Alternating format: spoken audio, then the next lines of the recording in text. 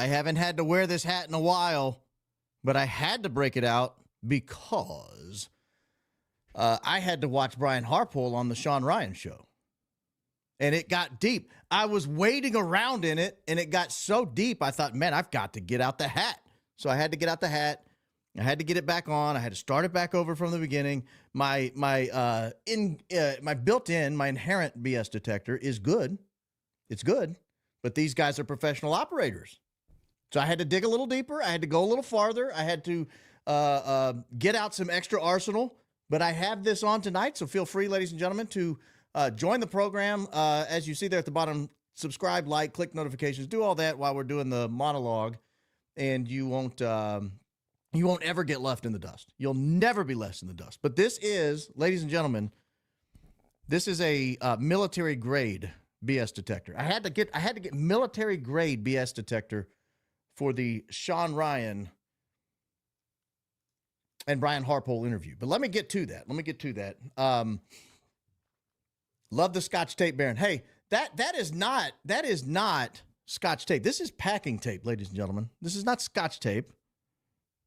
We do not demean our Scotch friends. That's not proper. That's not the way we do things on this program. This is packing tape. This is high-end BS detector here, guys. All right, let me start here. This is important because everything I'm about to say in this monologue is going to frame the Shawn Ryan interview with Brian Harpole. So it's important you pay very close attention to this because it sets up the entire interview. Hold on, let me find it first. There it is. There. All right. Guys, a key marker of intelligence is the ability to communicate in a way that the listener understands. If you're discussing a concept or a topic with someone, your knowledge, skills, and experience certainly are irrelevant and likely worthless if you're unable to convey your knowledge, skills, and experience using words familiar with the other person. One of the largest obstacles people face in communicating this way is an over-reliance on jargon. Jargon is the complex language used by members of a particular group. There's medical jargon, for example, for medical professionals. There's legal jargon for legal professionals. There's military jargon for military professionals. I'm no stranger to jargon. I've been a lawyer for the past 20 years. I can keep pace with most lawyers in most disciplines. What might sound like foreign language to non-lawyers sounds pretty normal to me most of the time. We even have jargon in our fitness community. We don't do workouts, we do WODs. We don't do a set number of movements per minute, we do EMOMs. We don't do as much work as possible in a set period of time, we do AMRAPs. These are all examples of jargon. If you're not a part of that community, all that'll sound ludicrous to you. But the list is practically endless. And no matter what field or group you're in, you're likely to have a mountain of jargon you use among members of that group. This is completely normal behavior when speaking among the group. The problem comes when speaking outside of the group. Take an emergency medical setting, where an emergency room doctor needs to get permission from a family member to take critical action. If the doctor tells the family there are complaints of angina pectoris with anhidrosis that may require BLS, the doctor likely won't be understood. And the failure is not on the family who doesn't have a formal medical training. The failure is the doctors, and solely the doctors. The only goal in that moment is to get the family up to speed on the patient's condition. The doctor failed that task, and if the family doesn't know what's happening to the patient because the doctor failed to communicate it in a way the family can understand it, then the family can't possibly provide the necessary permission to proceed with urgent medical treatment. There are three major reasons a speaker might rely on jargon at the expense of being clearly understood. The first is mistake. The speaker relies so often on jargon that he doesn't even realize he's doing it. Or he operates on the mistaken impression that nearly everyone understands his jargon. Second reason is more sinister. This is where the speaker consciously uses insider jargon because he doesn't want to be understood. In this case, the reliance on jargon gives the impression the speaker wants to engage in a discussion while ensuring the listener or listeners truly don't understand what's being said. Think of a military leader taking questions from the press about an operation he believes is deeply unpopular with the public. In other words, the speaker has something to hide. The third reason is probably the rarest reason to overuse jargon, but it happens because the speaker doesn't actually have a firm grasp of the subject matter and doesn't want to be exposed as a fraud. Think of a CEO taking questions from the press about why his quarterly results are below expectations. Truth is, he doesn't know. He just wants to look confident so investors don't panic any further. So he employs liberal use of jargon. While watching the Brian Harpole interview with Shawn Ryan, I couldn't stop cringing at the over-reliance on jargon throughout the interview. Brian Harpole is a former police officer and the head of the security contractor Charlie Kirk hired to keep him alive. Shawn Ryan is a former military man turned CIA contractor turned podcast host. Throughout the 2.5-hour interview, the two exchanged jargon like they alone were the audience. Setting aside the fact that Shawn Ryan's only real follow-up question was, "What is a patsy?" as if he either didn't know or believes his audience doesn't know, the interview sounded most of the time like two security operators chatting over a beer. That's a poor tone for an interviewer to take with a guest whose company failed in the one job they had when the man they were hired to protect was shot dead in front of thousands of people, including a dozen or more of his employees who were hired to keep him alive. It's that last fact that has me wondering whether Harpole's use of jargon was the second or third reason I listed above. Because he didn't want to be understood, or because he truly didn't understand what he was talking about. I have several clips of that interview I want to discuss tonight. I'll spoil the surprise now by giving you my conclusion rather than making you wait until the end of the show. Brian Harpole failed. His team failed. We knew this for a fact before he sat down with Shawn Ryan for this interview. The evidence was unavoidable. Brian Harpole and his team led Charlie Kirk into an unsecured amphitheater, and Charlie Kirk was mortally wounded in one of the most gruesome public assassinations in decades. Perhaps it is the fact that the conclusion is so unavoidably accurate that Brian Harpole figured he had nothing to lose by doing an interview in one of the friendliest interview venues in modern media. But he was wrong. Rather than rehabbing some semblance of his and his company's reputation, Brian Harpole's image left Shawn Ryan's studio in tatters. There were some legitimate items he could have addressed to distract from his and his team's obvious failures that resulted in the death of Charlie Kirk. For example, he could have answered any of the following questions that could begin piecing together what happened that fateful day in Utah. Number one, was Mikey McCoy ever inside the hospital? If so, how did he get there? When did he arrive and when did he leave? 2, was there a command or signal to get Charlie off the stage the moment a threat was detected? If so, what was it? Was it audio or visual or both?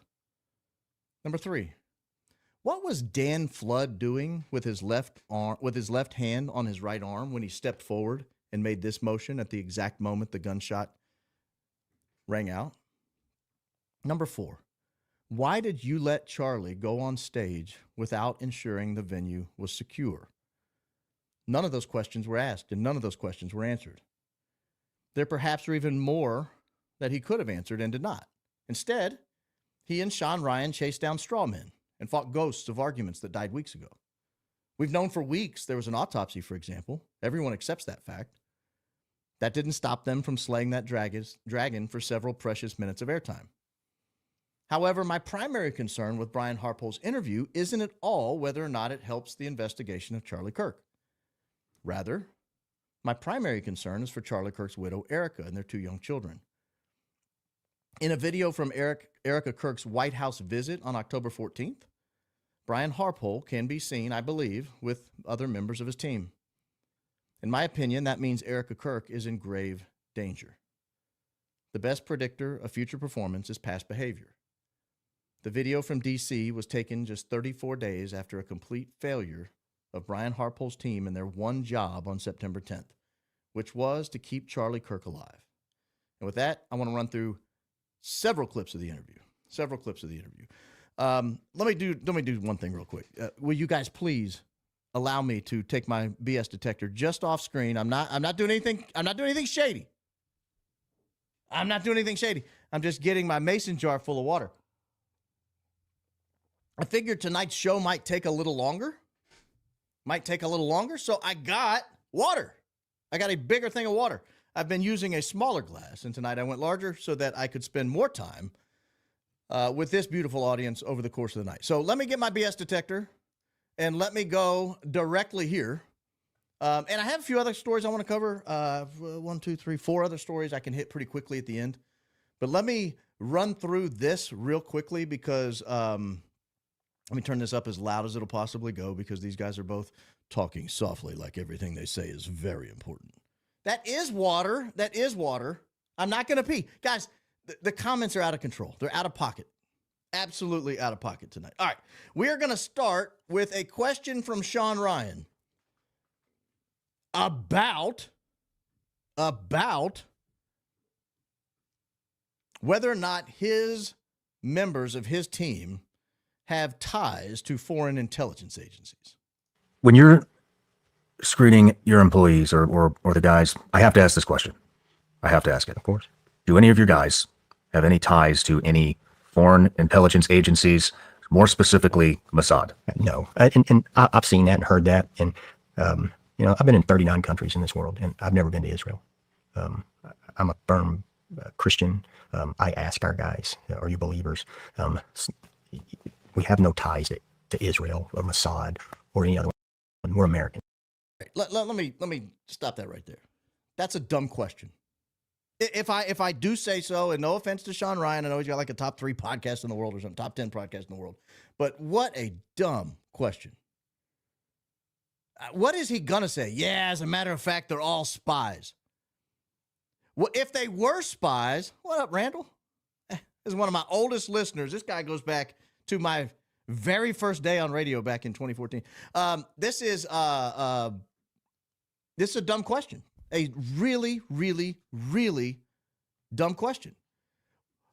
Robert Hansen was a U.S. spy. He was selling secrets to the Soviet Union and then eventually the Russian Federation for decades. You can look up his case. It's pretty wild. His selling secrets resulted in the death of American spies, among other things, among the exposure of trails underneath the Russian embassy in the United States. I mean, just horrific. No one suspected Robert Hansen. In fact, he was so unsuspected that he was one of the people tasked with finding the leak, that he was actually the leaker, and they asked him to find the leaker. No, boss, I couldn't find him. I mean, what do you expect him to say? Well, as a matter of fact, yeah, they're all compromised foreign agents. I'm sorry. You caught me red-handed with that really tough question, Shawn Ryan. I don't know what else to tell you. So we roll forward a little bit because that's about the only good part of that answer right there. So let's roll forward a little bit. They're going to talk specifically about Israel. I can't hit these numbers exactly, so you're just going to have to bear with me a little bit. Oh, that's closer. We'll roll forward. Answers. We've seen a lot of Charlie's friends, people that are in the media, come out and say Charlie had very specific concerns about Israel and that his opinions were changing about Israel and that he had expressed concerns about this to various media personalities. My question is the man that owns the company that's in charge of his security detail, and you are the head guy on his security detail, were there any concerns about that or any other organization, political party, foreign nation? Did he express any of those concerns to you? I think this is a legitimate question. And I think the answer is awfully telling. My BS detector up here was going absolutely bananas during this answer. Charlie Kirk was texting friends of his, allegedly, inside of TPUSA saying, they're going to kill me. I think they're going to kill me. He was expressing to people, not security detail, that he thought that if he ever died, it would be a foreign government, not a guy living with a furry. And I'm telling you, that is a legitimate question. And I was very eager. I got up on the edge of my seat ready for the answer to this. I know it's early, but this is one of Shawn Ryan's better questions. What, if anything, were you told about this fear Charlie had about Israel in particular? Now, keep in mind, frame it in this context again. Immediately after Charlie Kirk gets shot, what does Andrew Colvett do? Don't ever forget this fact. It is the key to the case. It is the key to cracking this case. Immediately after Charlie Kirk is shot, what is the very first thing What is the very first thing he does? I can turn the media clips down if you guys think they're too loud. What's the very first thing he does? He goes and he gets a group text and he turns it over to the feds. What does the group text say? The group text says, I'm leaving the Israeli cause. You guys have left me no choice but to leave the Israeli cause. Now, he's telling people this on a group text 2 days before. He's telling people the day before, allegedly, that he's afraid he'll get killed. Yet, somehow, we are to believe this answer Brian Harpole gives right here. No, and Dan works for Turning Point as their security guy, and so Dan feeds down that to us to our contracted security, which is us for integrity. And so nothing had ever come now from Dan, from Charlie down to us about that. Now, at the same time, you got to look at the world we live in, and that's a reality. It's a reality that Okay, so he's going to go into the reality that there are threats, international threats, but let me tell you, I'm to believe what he's telling you here. I'm to believe that Charlie Kirk is texting group threads saying I have no choice but to leave the Israeli cause. Charlie Kirk is texting friends, allegedly, per Candace. He's texting friends that says, I think Israel's going to kill me. And he never once reaches out to his contracted security. Do you know how much contracted security costs to follow you around 250 to 300 days a year? A team of 8 to 12, 13 people. Do you know what that costs? You have to feed them. You have to house them. You have to transport them. You have to pay them for their expertise and their training. I conservatively estimated it could have been upwards of $10 million a year or more for this security team. Conservatively estimated. It could have been more than that. And you're not going to tell them that you have this fear? You're not going to tell them you have this fear? Come on. Come on. I don't buy it. My BS detector started vibrating and buzzing the moment he said it. I just don't believe it. Yeah, somebody asked if it's fast. I got it on 1.5 speed because both of these guys talk like they're on Quaaludes. Like I'm worried someone slipped them a Mickey before the interview. Or for the kids. They might be on lean. They might be on lean, kids. The purple drank. I'm worried for them. All right, let's get to the venue itself. This is probably, in my opinion, the biggest problem Charlie Kirk had and the reason he's dead. This is, in my opinion, this is probably the biggest reason Charlie Kirk is dead. And in terms of what happened on that day, not geopolitics that led to him being assassinated, but what happened on that particular day. So let's hear them talk about the venue itself and what were the major problems with the venue. And then we're a little different also as far as our guys don't just get to show up. The team goes out and we physically build all of our prevention model. So they don't show up and just see it. They physically build it, and we walk through it each other, and we make sure things are done right. And so our guys are pulling bike racks and putting them together, and they're putting tape up, and they're looking at places all around the bubble that our area of responsibility is. And so, they're looking around thinking, God, this is horrible. It's a beautiful amphitheater there at UVU, but, you're a tactician. If you're somewhere and you're covered from an elevated position from 180 degrees, it's horrible. Mm-hmm. You're a tactician. If you're somewhere and you're covered from an elevated position for 180 degrees, it's horrible. I agree. What could you possibly do about that? Well, you have options. One is you can make sure you're not covered from an elevated position of 180 degrees. Did you just find that out the day before or the day of? You just talked about, in the interview, if I backed it up, he talked about how meticulous they were building out the maps and where everyone was going to stand and what the venue looked like. And then you show up and you look at it and go, oh, gosh, I didn't realize there were all these rooftops. That's sure inconvenient. We seem to be covered 180 degrees. It's really 360. Because the Hall of Flags behind you was a walkway for people. He discusses what they did with that Hall of Flags. But if that's a bad venue, that's a you problem, Brian Harpole. You let him go into that bad venue. That's a you problem. That's not a Charlie problem. That's not a UVU problem. That's not a TPUSA problem. You're the contracted security, sir. You are the contracted security. You can say, I will not lead you out there. I cannot go out there with my team. It puts you and us in jeopardy, in harm's way.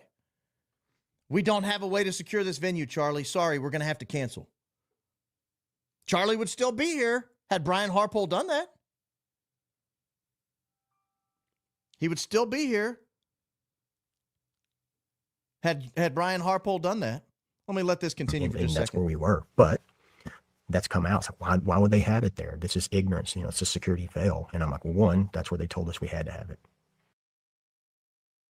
Who told you you had to have it there? That's where they told us we had to have it. That's a lot of pronouns, sir. And not the gay pronouns. I'm talking about just regular grammar. That's a lot of regular grammar pronouns. That's not he, him, her, thee, they, those, your, she. This is just they told us we had to have it there. It's a lot of pronouns.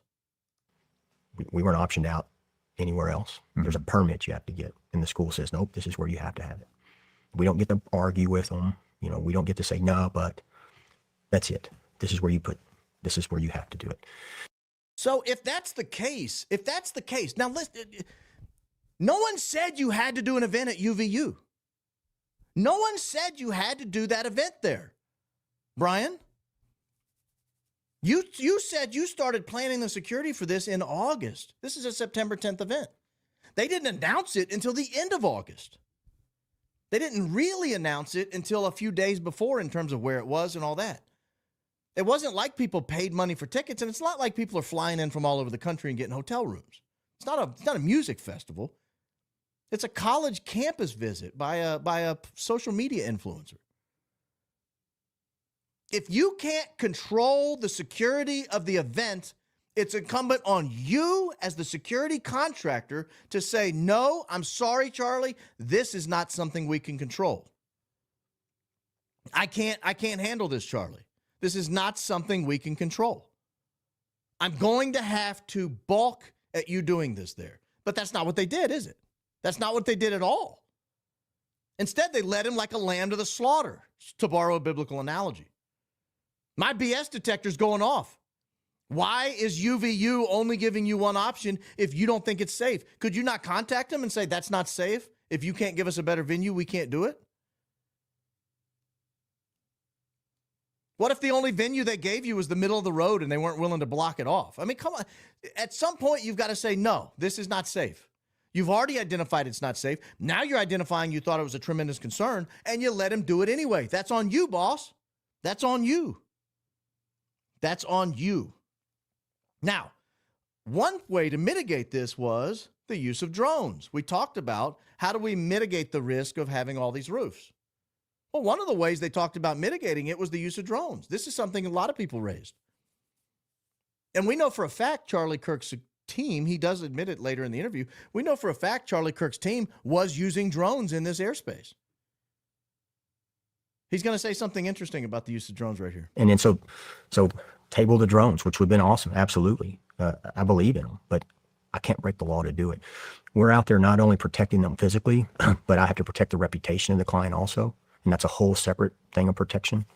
So the drones would have been awesome, but I can't break the law. They could have used them. They chose not to. It's the second time he's blamed UVU or the Orem police for Charlie's death. There's a lot of blame shifting in this. Again, my BS detector was going crazy during this portion. Absolutely crazy. The reality is it was perfectly legal to fly drones that day. It was perfectly legal to fly drones that day. He's lying or he's uninformed. Either way, he's disqualified from holding the position if he believes you couldn't fly drones that day. He said at one point it's a no-fly zone. It's just not true. Someone emailed me who knows a lot about this, about controlled airspace, about the different warning zones and the enhanced warning zones. And UVU does fall in a enhanced warning zone inside of a warning zone. But that doesn't mean you can't fly a drone, and you can fly them up to 400 feet in this area. You just have to get real-time permission to be able to do it. And it's very easy. The FAA makes it almost real-time to get the permission. In fact, a lot of the drones will just come up with a, do you know what you're doing? And then you click yes. They go, do you really know what you're doing? Yes. You can fly them recreationally. You can fly them for security. You can fly them over people. Just because they're in, and I'll show you if I can find an example of the map. Here's an example of the map. Let me pull this up real quick. This is what he's talking about when he's saying you can't fly drones. This dot right here, that dot right there, that flag is UVU. That's where the event took place. And you'll notice over the Provo airport, you have this yellow zone. This is this enhanced zone. And inside the enhanced zone, you do have to get a special permission. But again, it's near real time, and it's designed so that it's seamless. It's basically saying, hey, dummy, there might be low-flying planes right there. Be careful. But how do we know you can legally fly drones? His team was flying drones that very day. They must have gotten this exact same permission. You're the security team. You're the one that's supposed to cover the roofs. And you didn't do it. You didn't do it. And that's a total, unbelievable failure. An absolutely total, unbelievable failure. Again, my BS detector was going bananas during this portion of the event. Absolutely bananas during this portion of it. So let's go on to, if drones are out, what does he say about the rooftops? Because this is important. This is very, very important. Other people have areas of responsibility.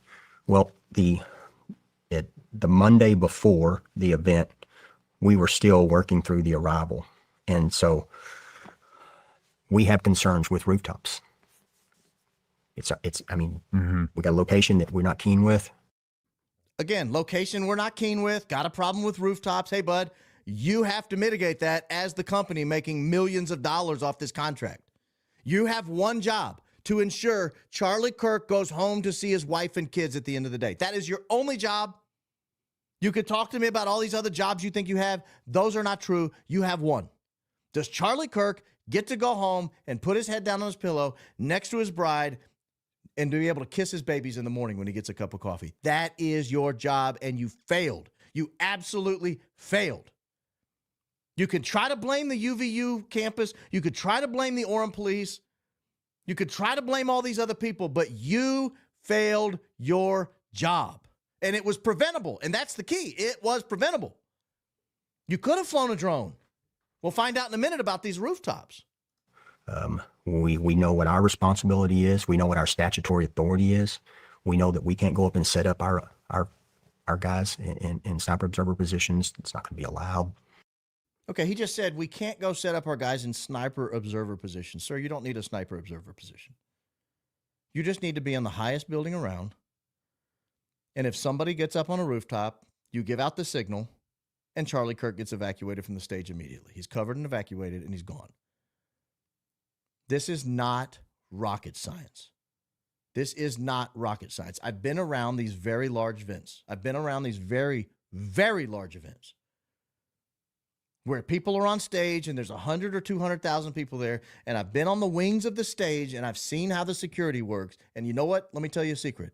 There is a signal to get people off the stage. I'm guessing there was a signal that day. They just didn't use it. They didn't use it because had they had somebody in an elevated position, and it turns out they did, we'll find that out in just a minute. They actually did have someone in an elevated position. They actually did. But had they had somebody in an elevated position who was actually scanning rooftops, Charlie Kirk would have gone home to Erika that night. None of us would be talking about it. You probably wouldn't know who Baron Coleman is because I would still be doing my podcast to friends and family. Instead, you guys have joined. You guys have shown up, showing there's good content in the world. It's just you got to find it. And so we have some correspondence with the chief of the school on that day, on Monday before Charlie was killed. And why this hadn't come out and why he won't stand up like a man and admit this, I don't know. But he Again, blaming the police. He blamed them for the drones. He blamed them for the rooftops and blamed somebody else that we're in this crappy venue. Blame somebody else we can't fly drones and that no drones were in the air. Now he's blaming somebody that the rooftops were uncovered. This is very unbecoming of you as a security professional, by the way. He's watching a bunch of men lose their careers, and he's okay with it. On Monday before, this correspondence went to Chief Long. Hello, Chief Long. We received this message today from the student group. There is a student roof access pretty close to where CK will be set up at the Utah Valley. The Sorensen Center has a couple of staircases that go up to walkways on the roofs. Let's pause right there. He's not talking about the Losi Center. The Losi Center is not connected to the Sorensen Center. I will give you a quick look at a map. Let's do that real quick, shall we? Let's get familiar with the campus for just a second, because this is absolutely critical to understanding this text message. A lot of people are misinterpreting this text message, including Shawn Ryan. This is the Sorensen Center right here. This is the Sorensen Center. That is a ledge. People are walking around under there. And what he's talking about is you can walk on this ledge right here, this gray ledge. That's a walkway. And it connects to this maroon ledge. And that maroon ledge walks right behind Charlie Kirk and right down over the top of Charlie Kirk. That's what he's talking about in this text message. So he says there's student roof access pretty close to where CK will be set up at the Utah Valley Sorensen Student Center. That is this building right here. Now, the building in question, where Charlie Kirk allegedly was shot from, is this large building right here. This is the Losi Center or Lassi Center or Lucy Center. I've heard it pronounced 3 different ways this week. This is a totally different structure. This is not referenced at all in this text message. This building is the Sorensen Center and this gray walkway that leads to the maroon walkway that leads to the balcony above Charlie Kirk. That is mentioned. So now that we've got our bearings, let's go back and see what Brian Harpole says that he thinks this means. It's nonsensical. Absolutely nonsensical. Now you can read it. He comes back, and for edification, the Sorensen Center was the building in front of the Lucy Center.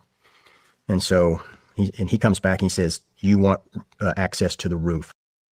That's it. You want access to the roof. That's the question from the officer. Do you want access to the roof? I got you covered. What does I got you covered mean in response to, do you want access to the roof? The first one to get it right, I'll give you a shout out. What does that mean? What does it mean? If I say, do you want access to the roof? And you say something? No, it's not no follow-up. It's not covered. What is he saying to him when he says, I've got you covered? What is I have you covered? Ah, there it is, right there. He gave them access to the roof. That's it. Thank you, World in Chaos 2007. That is what he gave them. You want access to the roof? You got it, Bub Scarino. Have at it. I don't care. That's all that happened in this exchange. This little nonsensical, rambling, compound question right here that would be inadmissible in any court of law. If you asked to witness this question, I was told students have access above us. If this is true, it would be nice to either have it controlled access or allow one of my guys to be up there as well if possible. Well, here's the dirty little secret, ladies and gentlemen. They were up there. They were up there. So what is it that Brian Harpole wants the chief to come out and admit? Because we'll find out in a second, Brian Harpole's man was on this exact area he's talking about. There's student roof access pretty close to where Charlie Kirk will be set up. The Sorensen Center has a couple of staircases that go up to the walkways on the roof. Access above us. It'd be nice if we could have a man up there above us. Got you covered. Again, what is he talking about? He's talking about this area right here. Access above us. This is the area right here, this maroon walkway, these squares directly above Charlie Kirk. The chief said, I will give you access. I have you covered. That's all that took place there. And if there's any confusion if there's any confusion about what any of that means, then we talked about this earlier. It's incumbent on the person in charge of keeping Charlie Kirk alive to get clarification. It is not incumbent on the chief of police to give clarification that's not asked for. He answered your question. You want access to the roof? Blah, blah, blah, blah, blah. I got you covered. Have it. Have fun. Get on the roof. Have a good time. Now, we will later learn they did station somebody right here. So as far as the chief of police knows, everything he asked for, he was given. It would be nice to have it controlled, and they did control it. They put some caution tape up and made it a temporary criminal trespass zone. It would be nice to have it controlled access. They did. And it would be nice to have one of my guys there. They also had one of the guys there. A Brian Harpole guy. He was up there. So he got everything he wanted. He got everything he wanted. But he is still blaming other people. Baller, this is not their fault. This is your fault. This is your fault. Period. End of story. We continue. And come back and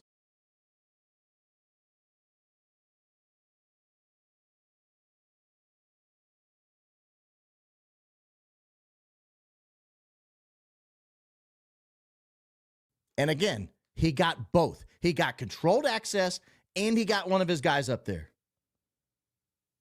So why are you using this to try to defame and slander a good police chief who gave you what you wanted? Oh, I didn't share it. Sorry, guys. Again, sorry. I can back it back up. I'll back it back up a little bit. at the Utah Valley, the Sorensen Center, has a couple of staircases that go up to walkways on the roofs. He comes back, and for edification, the Sorensen Center was the building in front of the Lucy Center. And so he comes back and he says, you want access to the roof.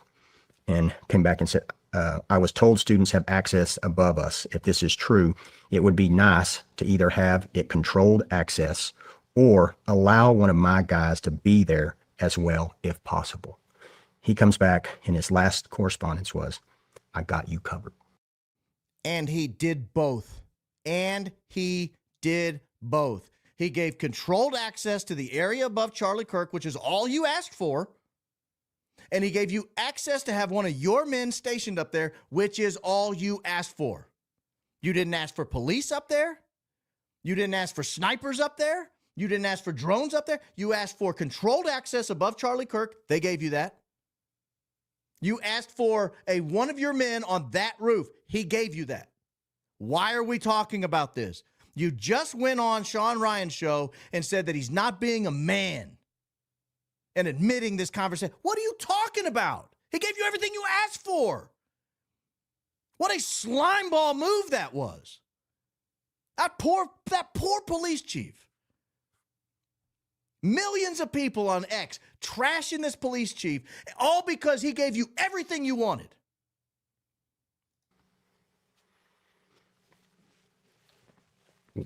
What else am I to do? Nothing. You're not supposed to do anything else because he gave you everything you wanted. You know what you're supposed to do, big boy? You know what you're supposed to do? You're supposed to make sure the guy under your protection doesn't get shot. That's what you're supposed to do. You're supposed to make sure he doesn't get shot in the neck. That's what you're supposed to do. The chief is not complicit.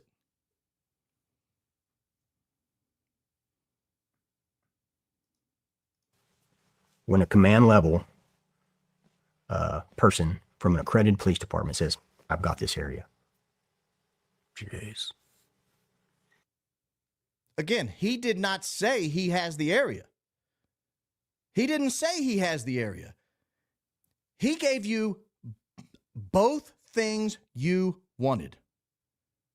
He gave you both things you wanted. Controlled access to the area above you and one of your men up there. That's all you asked for.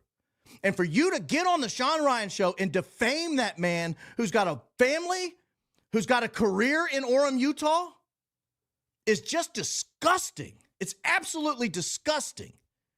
And I can't believe nobody's calling this guy out. What a clown. What an absolute clown.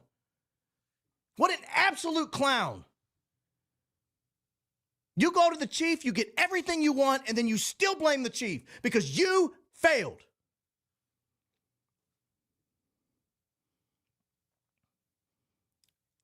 And let me say something for Shawn Ryan here. Buddy, do you not know how to read a text? You are allowed to do follow-up questions. You have a microphone. You're sitting there looking across. I mean, you look very sincere here. You look like you've taken it all in. You're allowed to ask a follow-up question, Shawn. What did you mean by that? Let's go through this line by line. What were you asking for that you didn't get? Let's actually use the language. Not your interpretation now, looking back that your client is dead under your watch. Let's not do it then. Let's look at what actually was said in the text message. I see. Oh, I'm sorry. Imagine I'm Shawn Ryan for a second. Oh, you asked to have one of your men on the roof. Was one of your men on that roof above Charlie? Oh, they were? Oh, shoot. What are you complaining about? Oh, you asked for controlled access also. Surely they, they gave you controlled access too? Oh, man. What are you complaining about? What are you complaining about? What a clown. What an absolute defamatory clown this guy was. All right. This is probably the limit of lunacy that you're about to hear here. This is hide the ball, obfuscate, tell lies. That's all that you're about to hear right here. This is the rock story. There was giant rocks that they used for architectural design all around there. And so we're seeing these rocks on the ground, and it's like, oh, people can come by and pick up these rocks and then throw them down on us and throw them down on Charlie. And so we did a temporary criminal trespass zone right above him on that bridge. Oh, sounds like controlled access. You did a what? What did you do right above him on that bridge? There was giant rocks that they used for architectural design all around there. And so we're seeing these rocks on the ground, and it's like, oh, people can come by and pick up these rocks and then throw them down on us and throw them down on Charlie. And so we did a temporary criminal trespass zone right above him on that bridge walkway so that people couldn't come in it and throw rocks down on him. Excuse me, this may be the lawyer in me, but let me interpret this real quick. Temporary criminal trespass. That means law enforcement was involved in establishing that zone.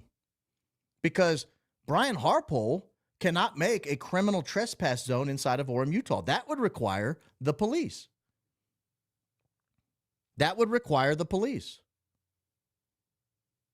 Brian Harpole does not have the ability to make trespass zones. Period. End of story. He doesn't.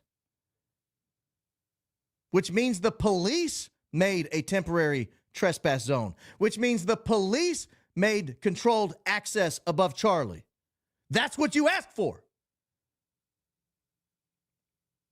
That's what you asked for before you slandered the cop saying he didn't give you what you asked for. The cop created a temporary trespass zone, a criminal trespass zone.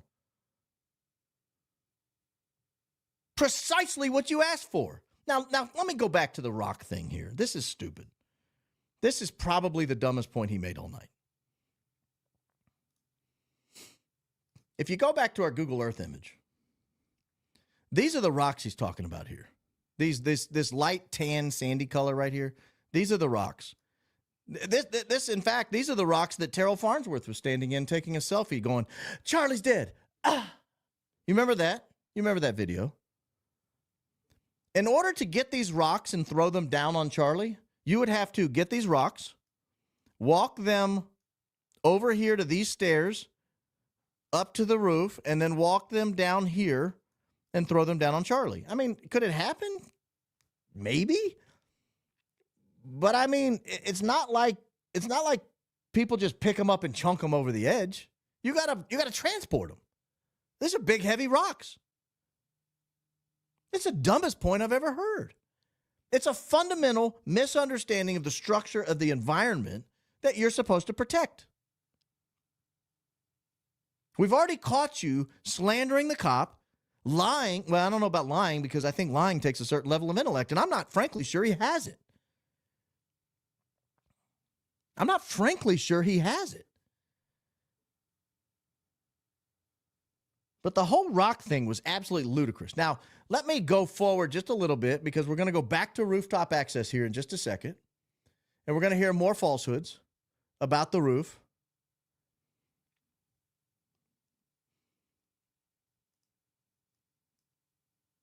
Get less so you can see more.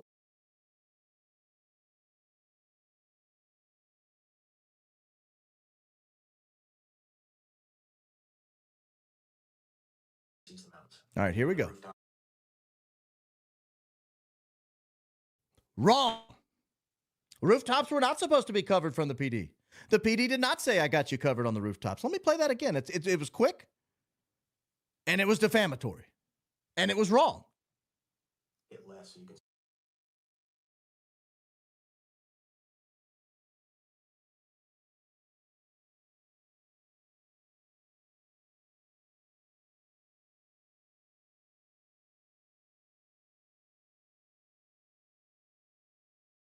Damn it, I keep forgetting to share. Let me back it up. I'm so sorry, guys. I'm so sorry. This is amateur hour. You guys deserve better. You guys deserve better. I cannot apologize enough. A few more donations and I'll hire, I promise you, I will hire a producer. And I won't have these problems. I won't have these problems. Pare down through that area of responsibility so you can see the things that are going on. And once that's cleared, you move to the next one. But if you're just looking out at the mountainside, all you're going to see is the mountainside. And the rooftops were supposed to be covered from the police drones. PD said, I I got you covered. The PD said, I got you covered. Again, class, at the risk of repeating myself, to what did he say he had you covered? Controlled access above Charlie on the rooftop directly above Charlie. You wanted controlled access. That's that Sorensen Center access you were talking about. And you got it. Criminal trespass zone. We just established that. Now, granted, I skipped about 6 minutes of podcast, but I was able to pick up on it when I watched it the first time. And I was driving. Don't tell people that. Never mind. I was not driving. I was stationary when I was watching it. I wasn't in a car. It was not on the dash. I was obeying every law on the road. But I picked up on it. He gave you controlled access, which you asked for, and he gave you the ability to put one of your men up there to control that controlled access. You got both things you asked for. You got both things you asked for. Here you are, yet again, passing the buck and refusing to take responsibility for the failure on your part and your team's part for sending Charlie Kirk into a death trap. Once again, the police said, I got you covered. Yeah, and he gave you everything you asked for. Got you covered. Mm-hmm. And so that zone was dropped. That zone was not dropped, sir. That zone was not dropped. I don't know how that got past Shawn Ryan. I expected better of him because he positions himself as some kind of an intellectual. I expected a little higher quality follow-up there. Now, let's go to the hand signals. A very important part of the discussion. Because if you'll remember, do I need to play the video? I don't think I need to play the video. Dan Flood was back, and he stepped forward, and he does this.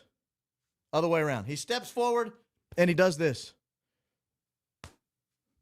And that's the second the gunshot rings out. That's the second the gunshot rings out. Why did you not play a clip on the screen and then look at it and go, hey, bro, what the hell was that? Like, nobody does that. Literally nobody does that. It would be like if I went,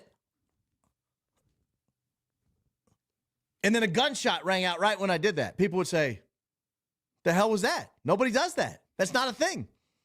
That's not a thing.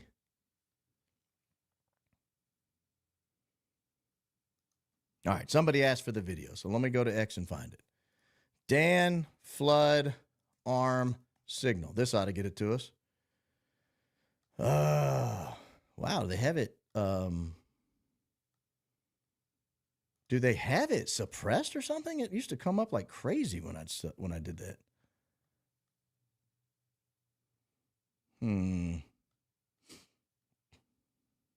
I've got it saved somewhere, but it's pretty gruesome. You know what? I'll just be careful.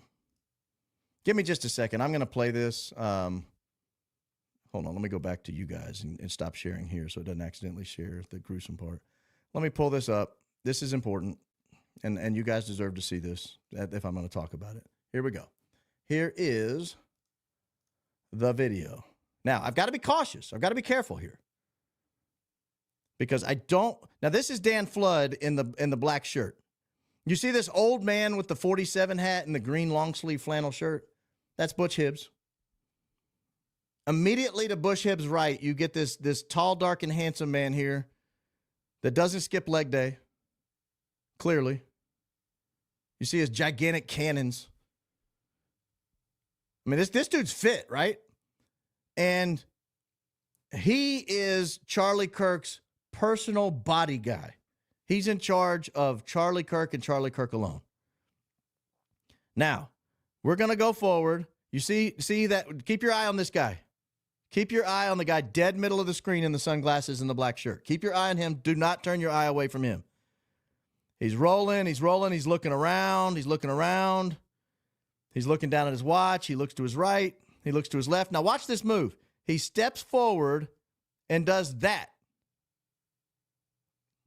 What is that? What is that? He steps forward and does that. I can't replay it because I don't want to risk showing the shot because then YouTube gets all bent out of shape. But you see what he's doing here. I'll even zoom in a little bit. What is that he's doing? Nobody does that.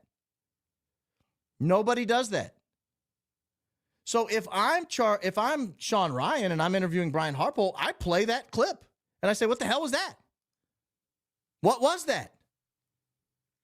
No one on earth can possibly believe that was not a signal to someone for something. Now, it might have been like, bring me a lemonade. I'm thirsty. Another 60 Zen, please. I need an upper decky. Could be that. Could be that.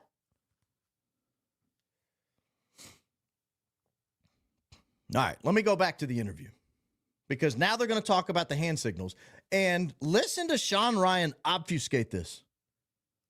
There's a lot of chatter on the internet about hand and arm signals, from the security team.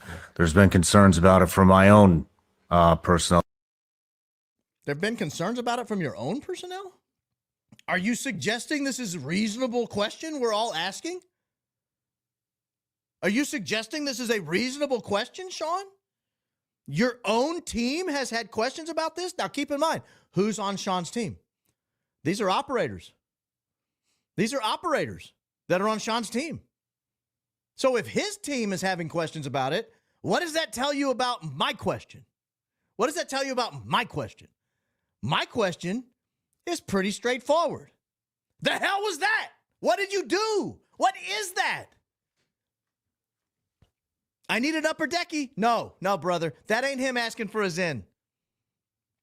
It's not him asking for a Zen. I don't know what it was. I'm not saying what it was. I'm not saying what I think it was. I'm just telling you that's not what it was.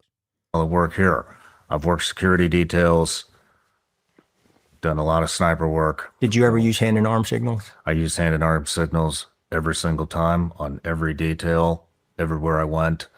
And, one of the rumors was, he's got the ball cap. He did the ball cap wiggle. That's the Marine Corps sniper. Let me pause it there because what he's talking about is Frank Turek's signal, the bunt signal or whatever. Hey, why not ask the obvious question? Charlie Kirk's body guy stands there, looks both ways, looks down at his watch, steps forward, and puts his hand on his bicep. Nobody does that. What does that mean? Instead, we're talking about a guy who might have just been adjusting the brim of his cap. A lot of sniper operations. Nobody wears ball caps. So you're So that was my lead question. You ever use hand signals? And it's like yes. yes. Were your And hands? you would already establish. I'm going to cover for you here Yeah. because this is a rumor that Hold, please. Did you hear him say, "I'm going to cover for you"? You're no longer an interviewer. Now you're a participant. You're no longer interviewing him. Now you're covering for him. Do you see the difference? I'm going to cover for you here. Shawn, you got him on the ropes, baby. Finish him off.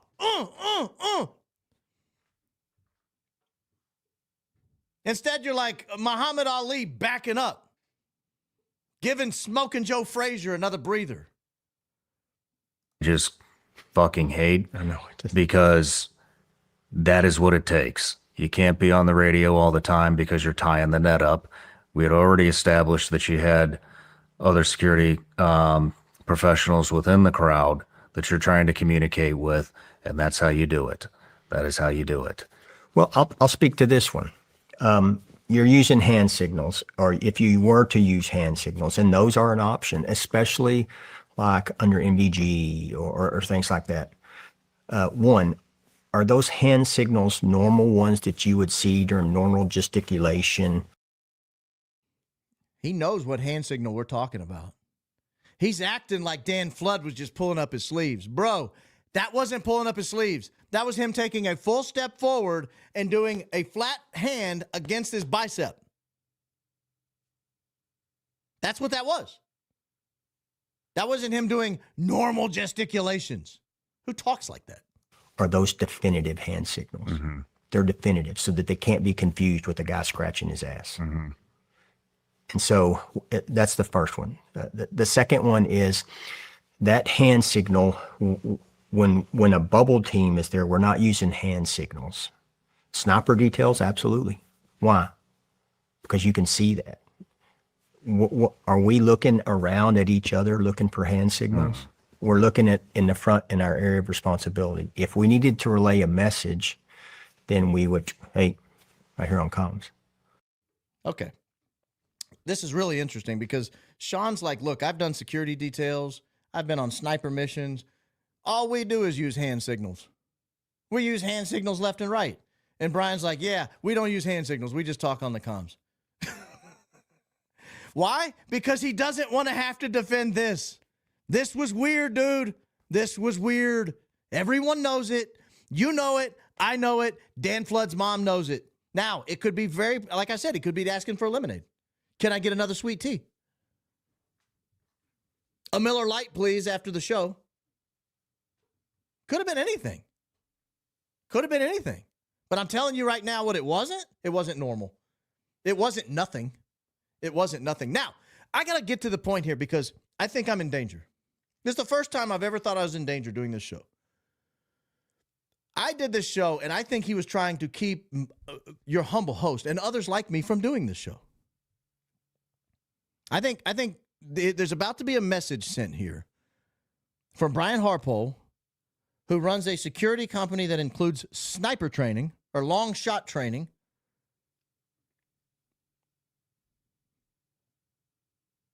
And Brian Harpole threatens violence against those of us asking questions. It doesn't even have to be true, and it doesn't matter. Mm-hmm. And so you're just using that First Amendment as a sword and not a shield. And we gotta step back at that and look at it. I was talking to your guys earlier, and I was like, at some point, you put those people in the Wayback Machine.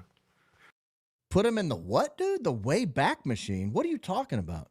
This is interesting, ladies and gentlemen. Listen.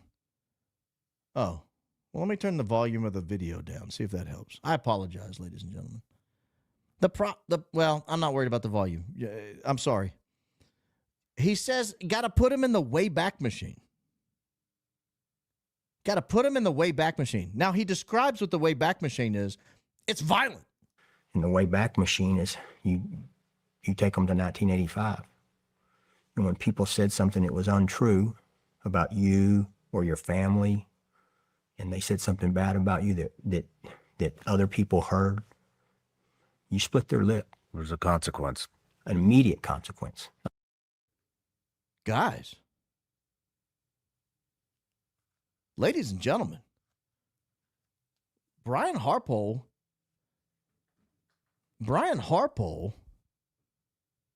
is threatening violence against people who are asking questions about what happened to Charlie Kirk under his watch. Brian Harpole led a team of 12 or 13 men who had one mission, and that was to make sure Charlie Kirk doesn't get shot in the neck and bleed out on the way to the hospital. That was his job. That was your only job. You didn't have another job. And now you're talking about people asking questions. Look, dude, you're over here blaming the chief of police. Should he split your lip? He gave you everything you asked for. Should he take you in the Wayback Machine back to 1985 and wear you out? Let's not wear anybody out, ladies and gentlemen. Let's have honest discussions and try to get to the bottom. If you're watching this and you don't believe Erika Kirk is in danger, I can't help you, because this guy was seen on October 14th in D.C. guarding Erika Kirk. I've seen the video. It looked just like him. If it's not him, I don't know. But this guy collected a lot of money from TPUSA and or the Kirk family to keep them alive. He failed in his job, and now he's blaming everyone around him. UVU, the chief of police, when all they did was give him what he asked for. A lot of consequence that comes through a lawsuit 3.5 years later, an immediate consequence. Just to make sure you're not confused, I'm not talking about filing a lawsuit against you. I'm not talking about letting civil authorities handle this. I'm talking about violence. That's what he's saying. That's what he's saying. This is who this is. He's a violent man who wants to assault people who are simply pointing out that he is absolutely reading the text messages wrong, absolutely didn't cover the rooftops, absolutely had his client get shot in the neck in a gruesome public assassination on his watch, and he wants to beat up me? He wants to beat me up? My goodness, ladies and gentlemen. So that a level of respect is gained. And then also, hey, if you do this again, I'll see you next time as well. Oh, I'm not just going to beat you up once, says Brian Harpole. If I beat you up once and you say it again, I'll beat you up again. What in the world is this? What, does he look like he's kidding? This guy's out of control. This guy is a lunatic. He carries a gun. He trains people how to shoot guns. He leads a team of security professionals. And here he is threatening journalists with violence for asking questions about his failure. What a loon bat. At some point, some people need to be put in the Wayback Machine. He's still doing it. He's still doing it. Stop it. Stop it. Seriously, move on. Definitely not going to disagree with you on that one. So let's talk about the immediate response. Let's get back to that. Could you tell it was gunfire? Yes. How could you tell? I've been around gunfire my whole life. That's the first one. And so, and there's a different type of gunfire, right? We were at Berkeley last night, and you heard somebody decided to pop off some bunch, and they were loud, like 6-7 M80s at a time, and people started panicking and running. And one of my guys, look, I said that's not gunfire. Okay, so he's obviously skilled at knowing gunfire. He's obviously skilled at knowing gunfire.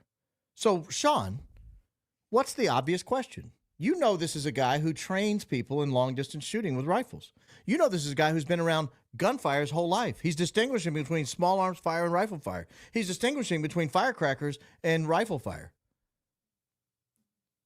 Why did Shawn not say, hey, there's a lot of dispute over what kind of gun it was? Obviously, he had an entry hole and no exit hole. I mean, that's the story. What kind of gun did it sound like to you? Get him on the record. I mean, you remember Life is Driving. Adam Bartholomew came on this show. A huge mistake on his part, by the way. I haven't heard from that guy since. That was a disaster for him. But what did it sound like gunfire to you? Yeah, it sounded like a 30-06 from the Losi Center. That's exactly what it sounded like to me. It's a different sound. You have an attribution of sound, and so you're used to it, and having a range, and so you're around it, and you even get to like, well, that was a rifle, that's a pistol, that's a big boy rifle, that's subsonic. I mean, you can PID all those with your ear. You know, I'm no sniper, but you're out there hanging out with those guys, and you get that sniper's ear pretty quick because they say, "Oop, hear that? That's what that is." And so I've got my back to Charlie about, I don't know, less than 10 meters off to his right. And my area of responsibility, we had a lot of people coming up some staircases there, and it was starting to fill in. And so I was watching that, and I remember I heard the gunfire, and then I don't know if you've heard this, but I heard that bullet slap him. And so you hear two sounds actually, and so you hear the actual shot, and then you hear the bullet hit him in the neck. What kind of gunshot was it? You just said you have a range, you have all these other things. Shawn, why did you not stop him and say, hey, what kind of gun was it, Mr. Expert? Was it a 308? Was it a 30-06? Was it a 300 Win Mag? What are we talking about here? What do you think you heard? All right, I'm going to fast forward because I'm running out of time. I want to get to the strangest moment of the entire interview. A moment so strange that Shawn Ryan should have stopped him dead in his tracks and said, "You, sir, are out of touch with reality. Tell me that's not actually what happened." That's not what Shawn Ryan does. Shawn Ryan instead goes, I want to say, I can't remember who it was, but I knew. I was like, let me set it up first. They're in the hospital at this point. They're in the hospital. And this is the thought he says he has while Charlie is bleeding and dying in the hospital. This is the thought he claims to have had. We're not going to turn this into some JFK. I specifically asked one of the doctors, I don't know, I remember what she looked like, dark skin, like dark hair, probably 35, 40 years old. I said, how long until we can get an autopsy? And I remember her saying a day and a half. And I was like, oh. And so, I mean, she's the boss of that.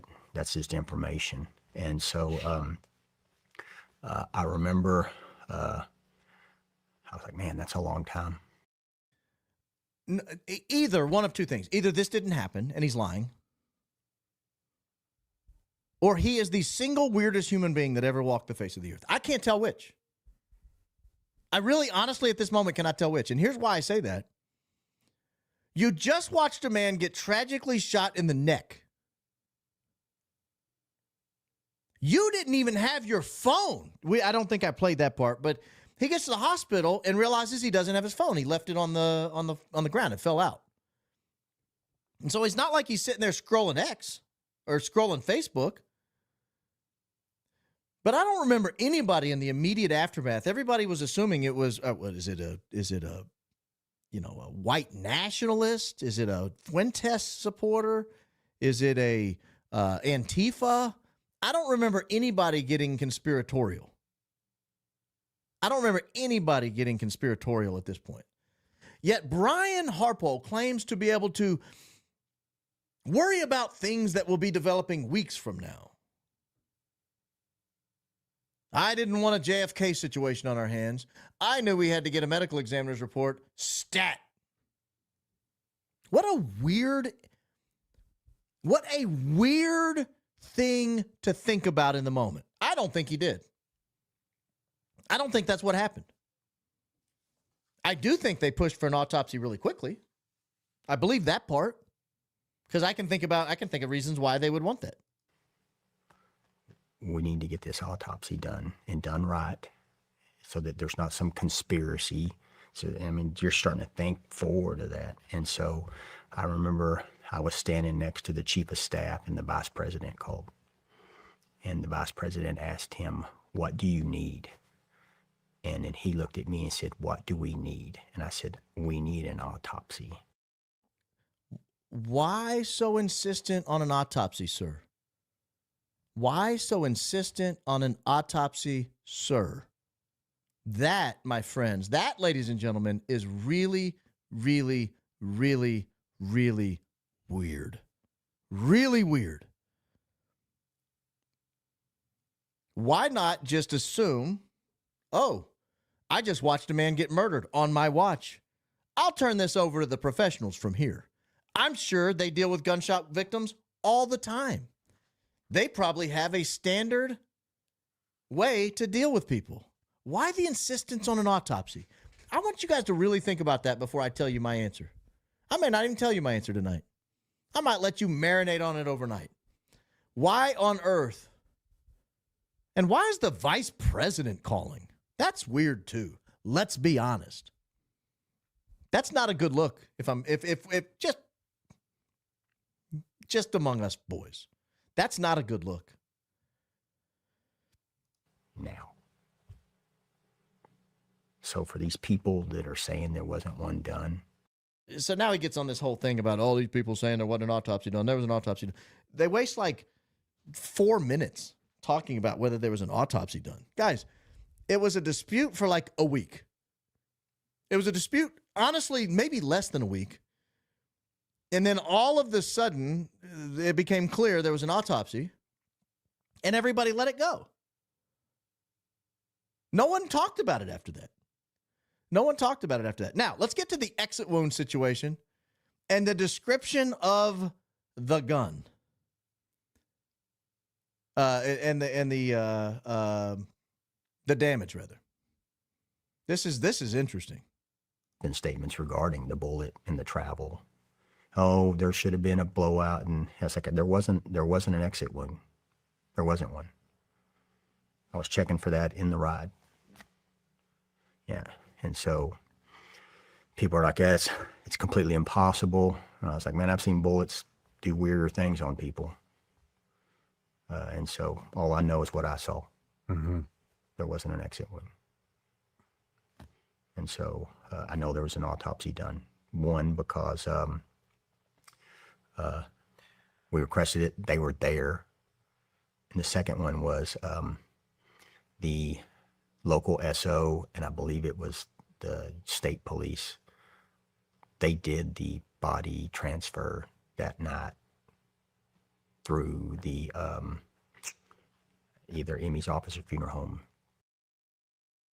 All right, so he's established there's no exit wound. We'll come back to that in a minute. I want to pause on something that you might not immediately recognize as relevant to my ranting tonight, but I think it's incredibly relevant. Here he's talking about the media, particularly the distrust of the mainstream media that gives rise to people like this show and others, because people no longer trust the mainstream media. And then he complains about us as well. But I'll let him have his say first, and then I'll explain why he's ludicrous. It from afar. And it's like, so people get chastised for telling the truth. And then you've got, like you said, who do you believe? I mean, our media, they big poll. They polled our people in the United States. And how many of you believe the media? And it said 70% of them don't believe a word that comes out of the media's mouth. And I'm like, well, let's look at this.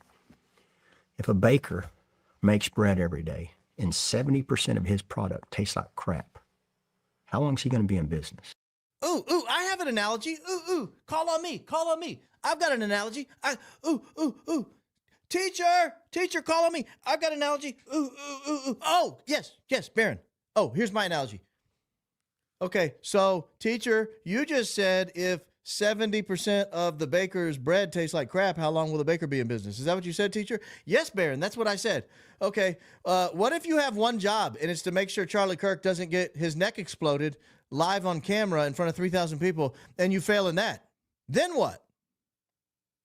Am I out of a job too, just like the baker?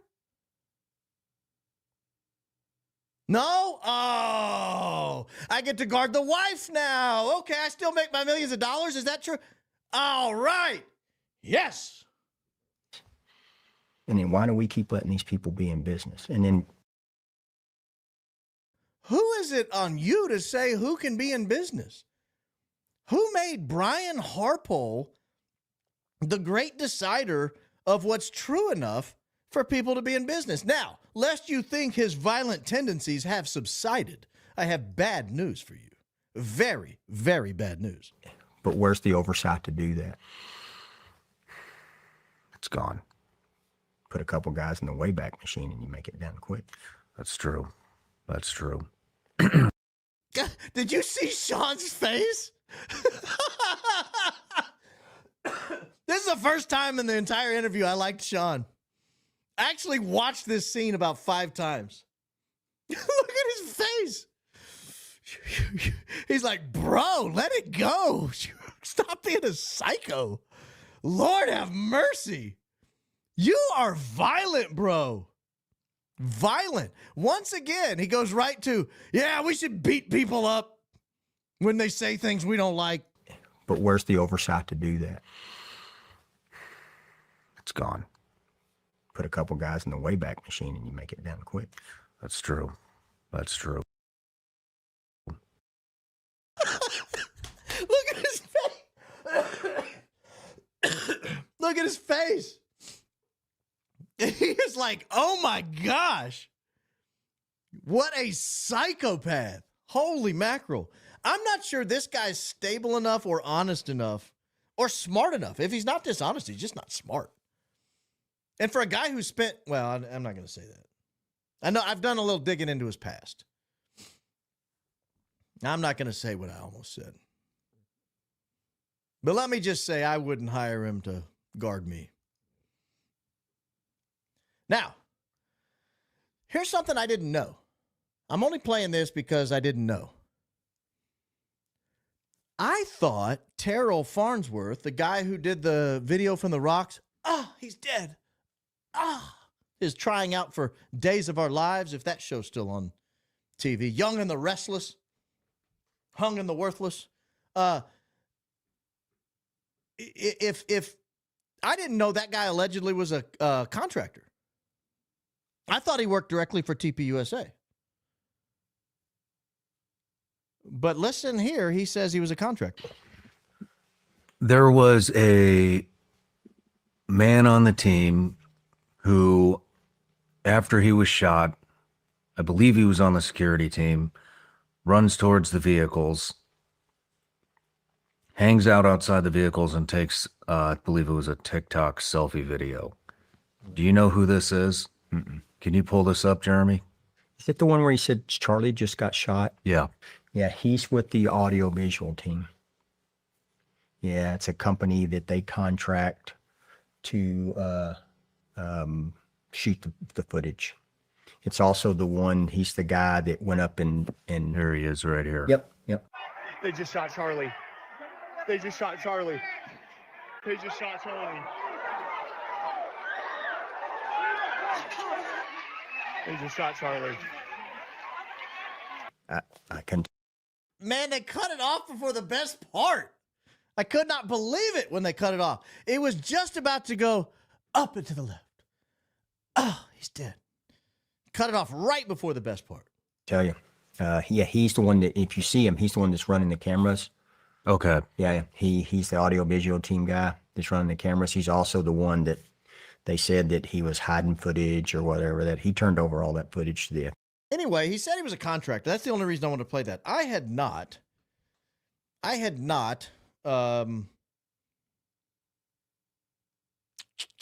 got one more clip. I had not heard he was a contractor. I had absolutely not heard he was a contractor. All right, I have one more clip. This is where they get to Charlie's titanium neck bones.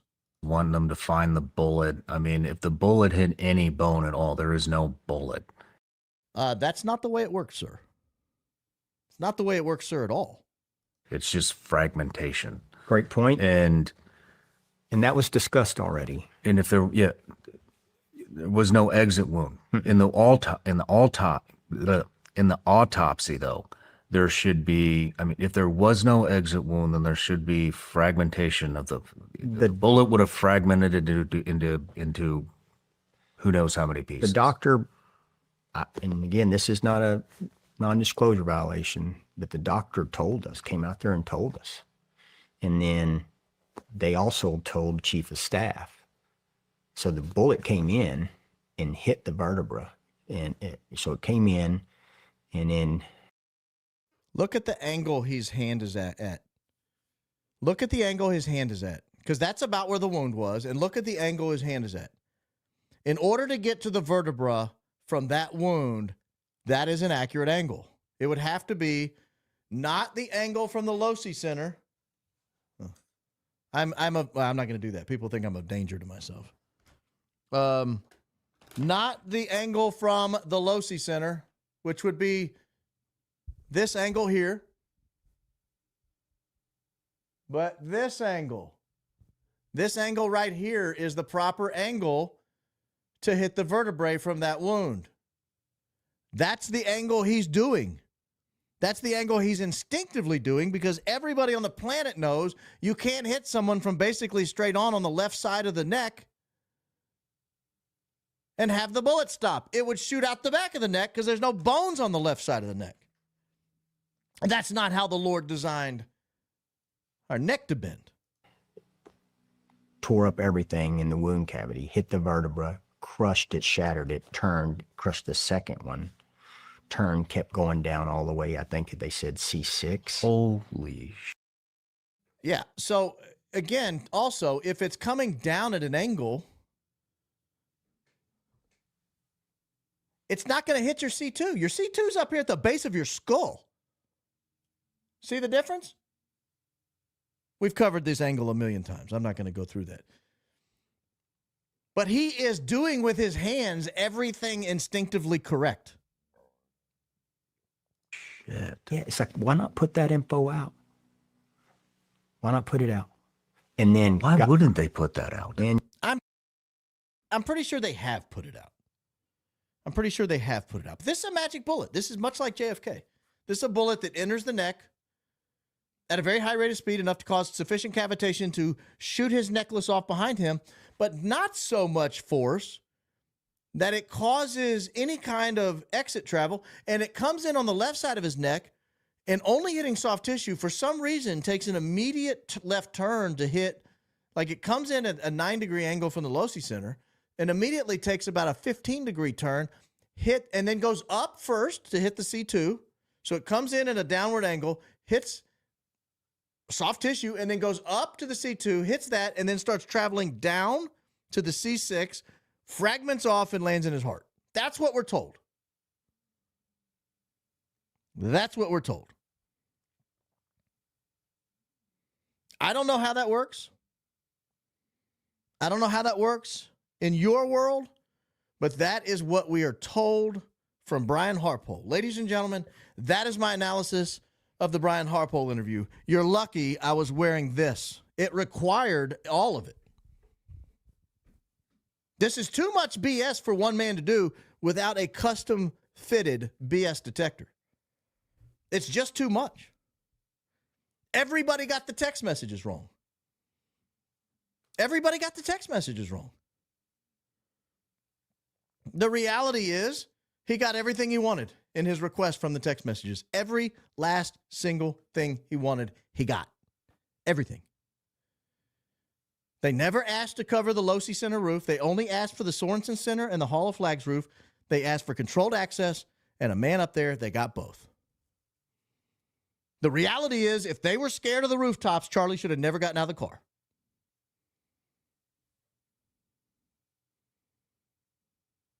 If they were scared of the rooftops, Charlie never should have gotten out of the car.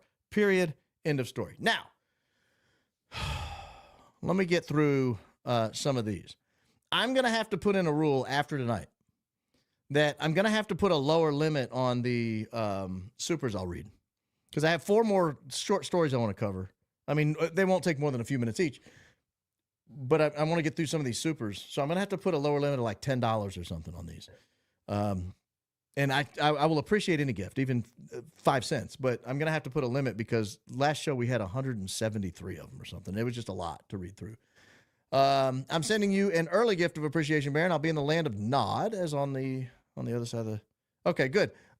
See you in the morning, good sir. Thank you for the donation in L-Bucks. Weak man of mine selling us. He couldn't put counter snipers on the roof. Unlawful. How about check see if this request is followed up? He can't be that stupid. Childish excuses. Yeah, I don't think he even needed snipers on the roof. This isn't a president. All you got to do is, as soon as you see, apparently Tyler Robinson or whoever it was got up on the roof and ran to position. If that's the case, as soon as you see someone on the roof running, like let's say the code word was like purple penguin, purple penguin, purple penguin. Everybody gets on top of Charlie and they run him off the stage into the SUV and away they go. Sorry guys, event's over. There was a man running on the roof with a gun, but they didn't do that. And I don't know why they didn't do that. I literally wanted to go through the TV and slap Shawn and Harpole for the obvious lies. Same. My BS detector was going crazy. We're out here swatting away your detractors. Thank you. I sure could use it. Love the packing tape. Yeah, this is it might be a homemade BS detector, but it's military grade. Go Max, truth will set us free. Agreed. Sean Atwood official. I don't know what that means. Email. Okay. Try not to make fun of my. Holy mackerel! You guys are writing in cryptography tonight. I won't. I will not. You'll never catch me making fun of Intisala, I'm too nice. Thank you for starting prompt as usual. 7 o'clock is 7 o'clock, ladies and gentlemen. I was ready to go 5 minutes early. I just didn't want to confuse the crowd. 5 minutes early is on time. On time is late. Promise when you become number one, you will continue that. Can't stand when live streamers are late. I think it's disrespectful to the audience. Ladies and gentlemen, sometimes you want to make sure your show is completely lined up properly. I get it. But I do try. If I tell you I'm going to be on at 7, I try to go at 7. And I actually try to start the live stream 2 minutes before to give you time to congregate, get the notification, pull it up. Oh, goodness gracious, Joel. What a generous donation. Thank you. I've done a deep dive on Tim Romero, pastor of Calvary Chapel in Columbia. Family sketchy, alleged drug rings in Billings, Montana, mysterious and conveniently timed death, BS civil lawsuits. I'll email you the details. I'm in Columbia. My wife and I are huge fans. I'm assuming that's Columbia, South Carolina? Columbia, Tennessee? I don't know. There's a Columbia in Middle Tennessee. Let me say this. See that where it says subscribe, like, and click notifications? That banner down there? Don't ignore that. I can see the numbers. I see the analytics. And I know most people that watch this show are not subscribers. I'll have 55,000 subscribers and 110,000 people watching the show. That means half of them are not subscribers. Subscribe, like, click notifications. It's not hard. This is not rocket surgery, people. Harpo lied about not flying drones that day. He flew them and sent footage to Charlie just before the event. See Candace's live today, about 31-minute mark. I'll look at it. I'll absolutely look at it. I was doing a little show prep at that time. Oh, goodness gracious. What happened?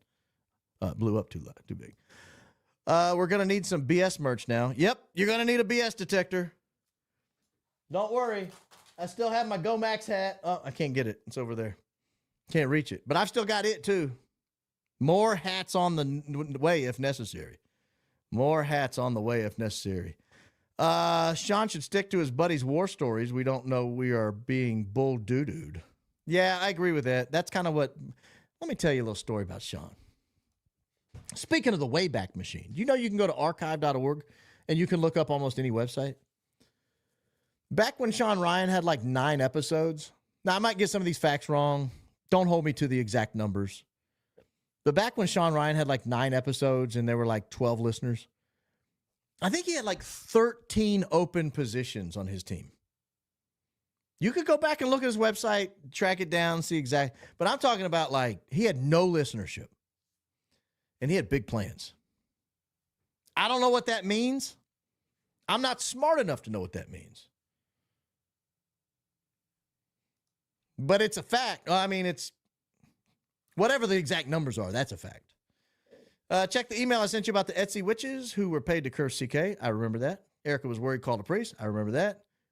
Witch who hexed him popped into a Google search from Israel, and I remember that. Are the ghosts throwing your books off the shelves? Not tonight. Not tonight. I think I got the place exercised. Holy water. Holy water. Shawn Ryan's worst interview since Tim Kennedy. I didn't see this Tim Kennedy interview. That must have been horrific because this one was bad. Randall's old school friend of mine, guys. Be nice to Randall if you see him in the comments. He's one of my favorite people on the planet. Baron Canada here. Oh, Canadian bucks. I'm back to Canuck bucks. Moose bucks. Syrup drinking bucks. I can buy syrup with it. But only like a shot glass. Syrup's expensive. Tucker Carlson put a new live episode every Wednesday. I've watched every one since he started doing it. Tonight, I put it off to watch you, sir. You are humbling your poor host here. But don't tell people that he goes live against me on Wednesdays. Oh, I'm thinking of going to 4 days. I need to discuss this with you after I do these supers here real quick. I'm thinking of going to 4 days, and I need your advice on which 4 days. I'm thinking Sunday, Monday, Wednesday, Thursday. That's what I'm thinking. Taking off Tuesday, taking off Saturday and Friday. But my Friday show is fun. But there's just a lot of traffic on Friday night. Ian runs live on Friday. Candace sometimes runs live on Friday. Dave Smith runs live on Friday a lot of times. So there's just a lot of traffic out there.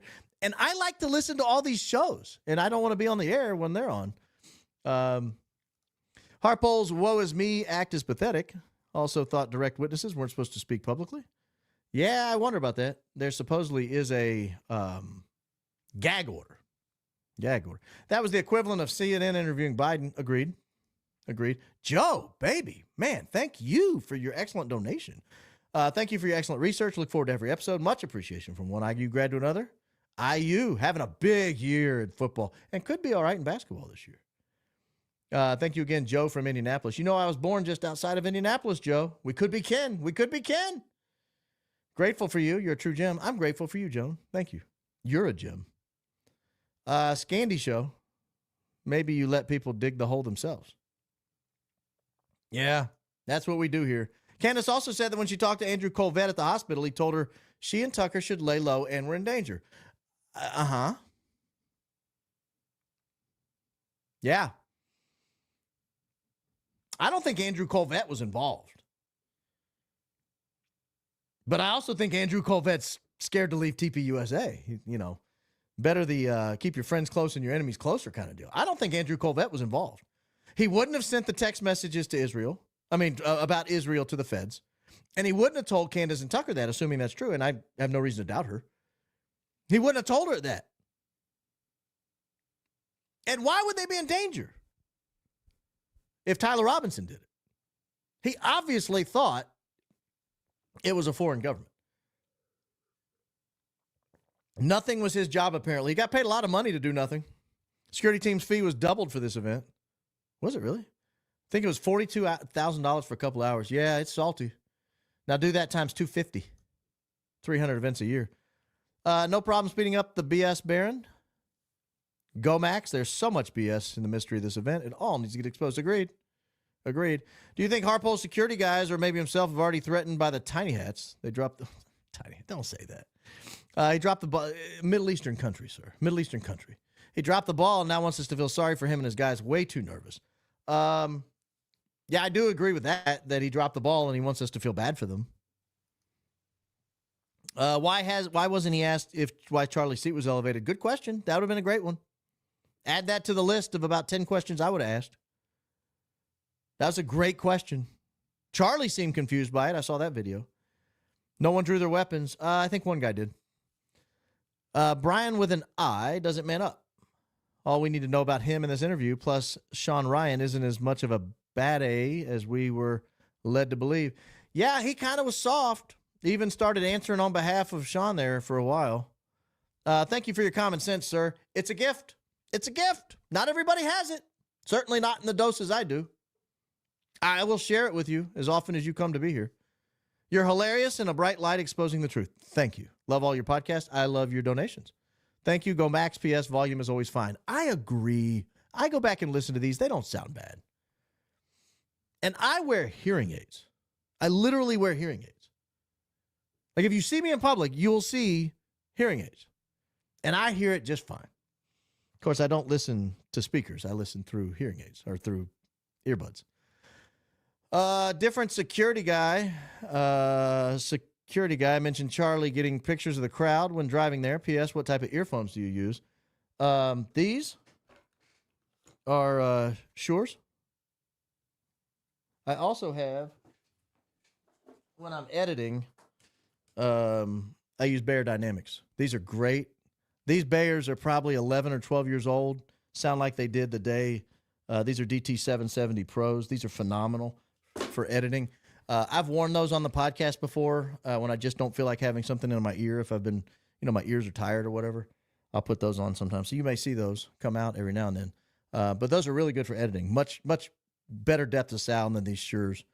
And I know I play with this one on the left side, but I'm sorry. Won't happen. Super stickers. Thanks. Man, Randall, what is that, brother? Woo. That's a lot of love. Thank you. Thank you. Charlie Kirk paid Harpole millions as the team leader because of his experience to think outside the box and expect dangers. It was a choice. He's ex-military. I don't think Harpole's ex-military. Harpole's ex-police and ex-homeless. He's both. They did have drones up. Frank Turk said Monday, said it on the Megyn Kelly interview. Correct. Another lie. Candace mentioned it today. Yeah, they did have drones up. The team did have drones up, but it was earlier. Love your thoughts, Baron. Been with you from the beginning. Never miss a show. You make me laugh as I continue to swallow this big red pill. Consider going full-time and retiring. Let me talk to you about that for just a second.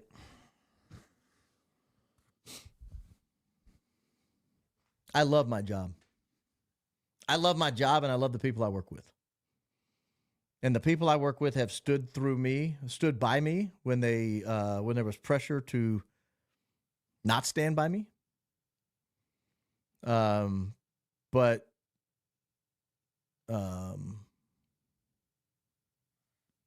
don't think it hadn't crossed my mind. Don't think it hadn't crossed my mind.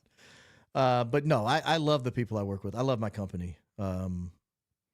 But I do want to go to a fourth show a week, and that's going to be a challenge because these shows take a long time to get ready for. So it's already like doing two full-time jobs. So just something to think about. Sassy Cowgirl, $5. Thanks for what you do, Baron. Love watching your show. Appreciate your input on this mess. Thank you, Sassy Cowgirl. Please Google Alan West, Brian Harpole. He is a sniper. I have that image. I put it on Twitter asking people what size round it was, and I think it's a 300 Win Mag. That was my gut. Other people were saying they thought it was a 7.62 or a 308 round, but it looks like a 300 Win Mag to me, and I'm wondering if that's Brian's gun.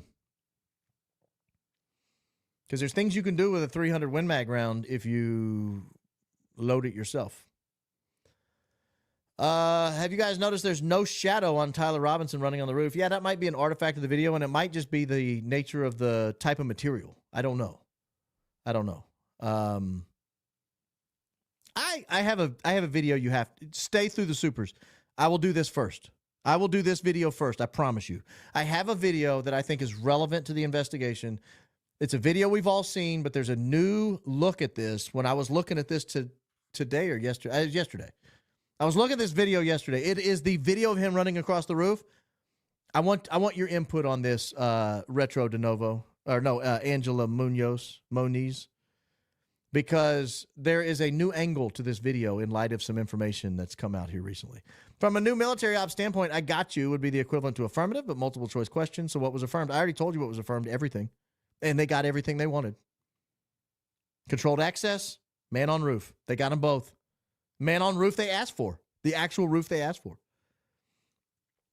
Another red flag on that text is he says students informed him of the rooftop. What kind of staking did he do weeks prior that he missed that? Maybe he doesn't know how to do this on the Google Maps or the Google Earth, because you can make it go from 2D to 3D, and you can see those roofs are elevated. Good question. John Boatwright, thank you. Shelley, has Chief Long responded to Harpole's accusation? I don't know. Maybe I'll call and ask him. I doubt he will. I have my mason jar as well. This is my hourglass. When it's empty, we're done. My throat gets dry, baby. Especially in the winter. My hope is that Shawn was letting him run wild with a shovel. Maybe he'll have a counter interview after Tucker. I want to believe he saw through it just like we did. I hope so. Shawn lives near me. I would love to interview Shawn. or have Shawn interview me and ask him those questions. Hey, the hell's wrong with you? Why did you let him? Why don't you ever ask a follow-up question? Shame on Shawn Ryan. That's tough, but probably warranted. Howdy, Baron. Thank you for being realistic. On the Charles McClintock, new picks, the top third from the left shows a string or cord that's bloody. Can you or anyone in the chat with a third eye make out what it could be? I think that is his necklace. I think the pendant was caught in the shirt and the necklace is coming out. I will not show those on air. They're just too bloody, and they're gruesome. They're gruesome for the sake of being gruesome. I'm glad Charles McClintock put them up, frankly, but they are gruesome. Hope Shawn Ryan or Candace interview the cop. He's bashing so we can get his side, the way Brian is talking to. I don't know that anyone needs to interview the cop at this point. I just told you the cop was perfect. Anything he asked for, he got. Brian Harpole asked for roof access. He got it to the exact roof he asked to be on, the roof above Charlie. And he asked for controlled access, which he got. Criminal trespass zone. He got both. What third thing did he want? He didn't ask for a third thing. The chief was perfect. Thank you, Chief Long, for being such a wonderful police officer. I'm sorry you were defamed. He blocked off that area and gave a clear view where the shooter would be. He blocked off that area and that gave a clear view of where the shooter would be. But he had a man up there. Brian's team had a man up there. And in fact, there are images where you can see him looking straight out, what should be looking at the shooter. I don't know what he was looking at. Wow, what an amazing show. Can you imagine if Barron was the interviewer? His analytical mind was going overtime at the moment. What a different story. Couldn't agree more. Couldn't agree more. It would have been a great interview. Stop advantagealizing Barron. I don't know what that means. I'm curious if the students are the ones who really told him about the walkway should be blocked off, which happens to be the perfect location to spot a shooter. Well, again, he had a man up there. So I don't think there's a conspiracy to that component of it. You're on fire tonight. I'm here for it. I was on fire. There's no doubt about it. That's probably the loudest I've yelled on this podcast in weeks. I hope it didn't clip too bad. I'll go back and listen to it when we're done. I'm still not convinced it wasn't Cutler with the palm gun. I am. I'm convinced it was not Cutler with the palm gun. That would be just a miracle shot. He didn't aim. He just picked it up and pulled. I mean, that's not how you shoot people. Life isn't like a movie. You have to aim. You have to aim. How was Brian Harpole able to do this interview if there was a gag order? Don't know. Don't think he would be part of the trial? I do. Have the police chief on for interview then. Again, I don't need to. The only relevance to the police chief is you had some text messages that Brian Harpole is defaming you with, and it looks to me like you gave him everything you wanted. I don't need to ask him that. We already know. Brian Harpole just told us he gave him everything he wanted. He just didn't even know what he was. So frustrating.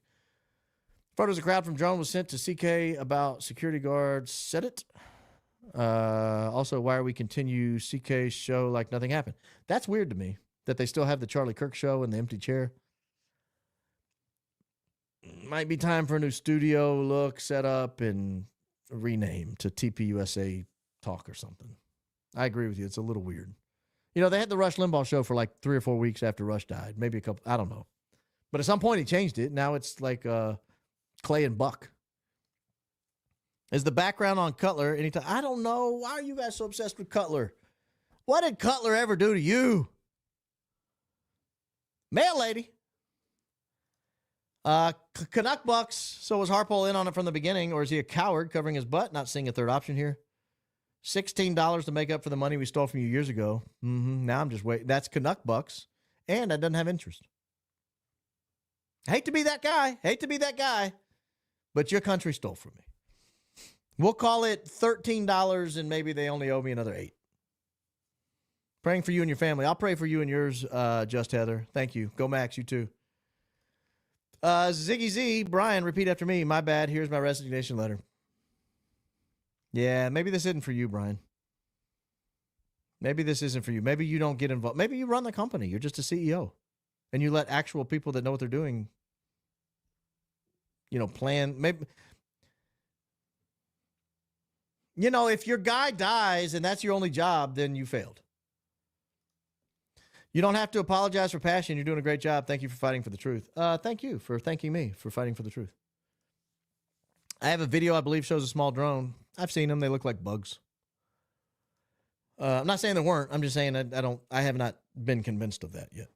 Thank you for someone finally doing this. You said everything we all are screaming at our TVs watching that interview. Candace has proof UVU wanted it indoors. He was in charge of security, period. Now Brian Harpole just told us they insisted it be held outdoors. I would like to see that proof. Thank you for your generous donation, Jennifer. I have a sister-in-law name. Well, I shouldn't have said that. Do I know you? Unfortunately, I got sucked into a meeting and I've been watching this on silent, but it looks like you're absolutely going max, so I can't wait to get back and watch from the start. Chat, don't forget to like the video and subscribe to this legend. You're the legend, sir, and your donation is extremely legendary. Thank you, thank you, thank you, thank you. What a generous donation. And Ian, I did get a little fired up tonight. There's no doubt about it. My BS detector was going crazy. Candace said that Charlie was shown drone footage before they got to see how many people were there. How many more of these do I have? I might need to come back to these. Let me do a few more, and then I'll come back to them. I want to get to these other stories, and it's already been an hour and 45 minutes. We all remember Dan Flood arm signals burned into our memory. Where's our independent effing free speech media? I guess we have to rely on the new CIA, the internet. It'd be nice if we had an actual media. That move that he makes where he smacks his bicep is ASL for illegal drugs. Maybe he's looking for a key bump. I don't know. Yo, hit me with the bullet. Not that bullet. Not that bullet. Not that bullet. Not that bullet. Party bullet. What about the security guy in the brown plaid that did the exact same arm signal at the exact second the shot rang out? Now, that is true, but it looked to me like he was adjusting his sleeve. You're talking about the famous Rick Cutler. The very famous Rick Cutler. All right, last one, and then I'm going to do a couple stories, then I'll get back to these. Your podcast title, Why the Aggressive Defense of Mikey McCoy? Watch and listen, a minute 30. Man says, stay down, then baseball signal, then shot. I have noticed that. I certainly have noticed that. All right, let me show you this real quick because I want to. Oh, boy. As soon as I said that, now I'm not going to be able to find it. Did I get rid of it?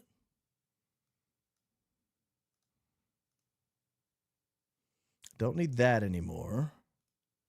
Here we go. Did not get rid of it. That's the video of Erika Kirk. Here it is. Let me play this for you, ladies and gentlemen. This is, without a doubt, I am looking at this with fresh eyes, and I want you to look at it with fresh eyes. This is, I can talk over it because there's no sound.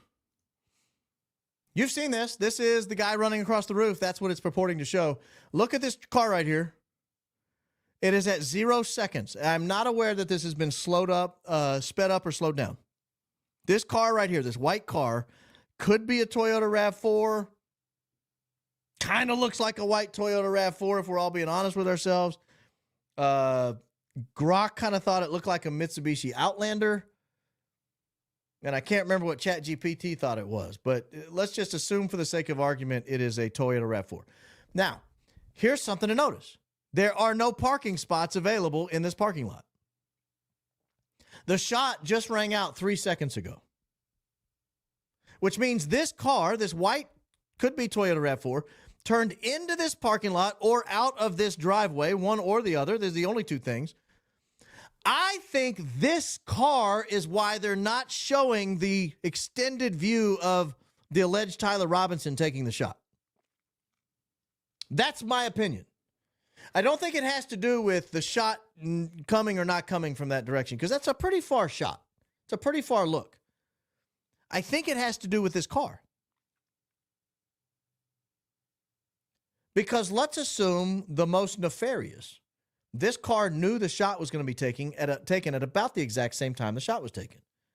Now watch how long this car takes to turn around here. Now notice there's a man right here in all black with a backpack. This guy right here.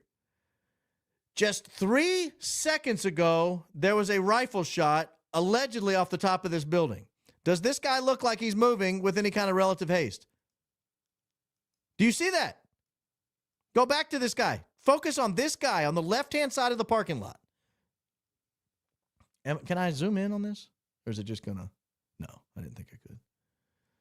Notice this guy on the left-hand side of the parking lot. I'm going to hit play again. Tell me if you think this guy looks like he just heard a gunshot from less than 75 yards away. He's just moseying. He's just moseying. Now, let me go back to the beginning. Now watch the white car. We're at 0 seconds. Watch how long it takes the white car to make the turn in the parking lot and exit the facility. They zoom in so we can't see. Look, everybody thought they zoomed in so we could see him running. No, friends, that's not why they zoomed in. Because they zoomed in, we can't see what these two people are doing. Were people getting out of the car? Were people getting into the car? We don't know. We don't know because they zoom in. But watch. They zoom in. This guy is gone. The car is gone on the lower left-hand side. You'll see in a second a shadow. There goes the shadow. Now, was that the guy? It has to be the same guy, right? You saw the shadow, right? Did you see the shadow on the left-hand side, ladies and gentlemen? Did you see the shadow on the left-hand side?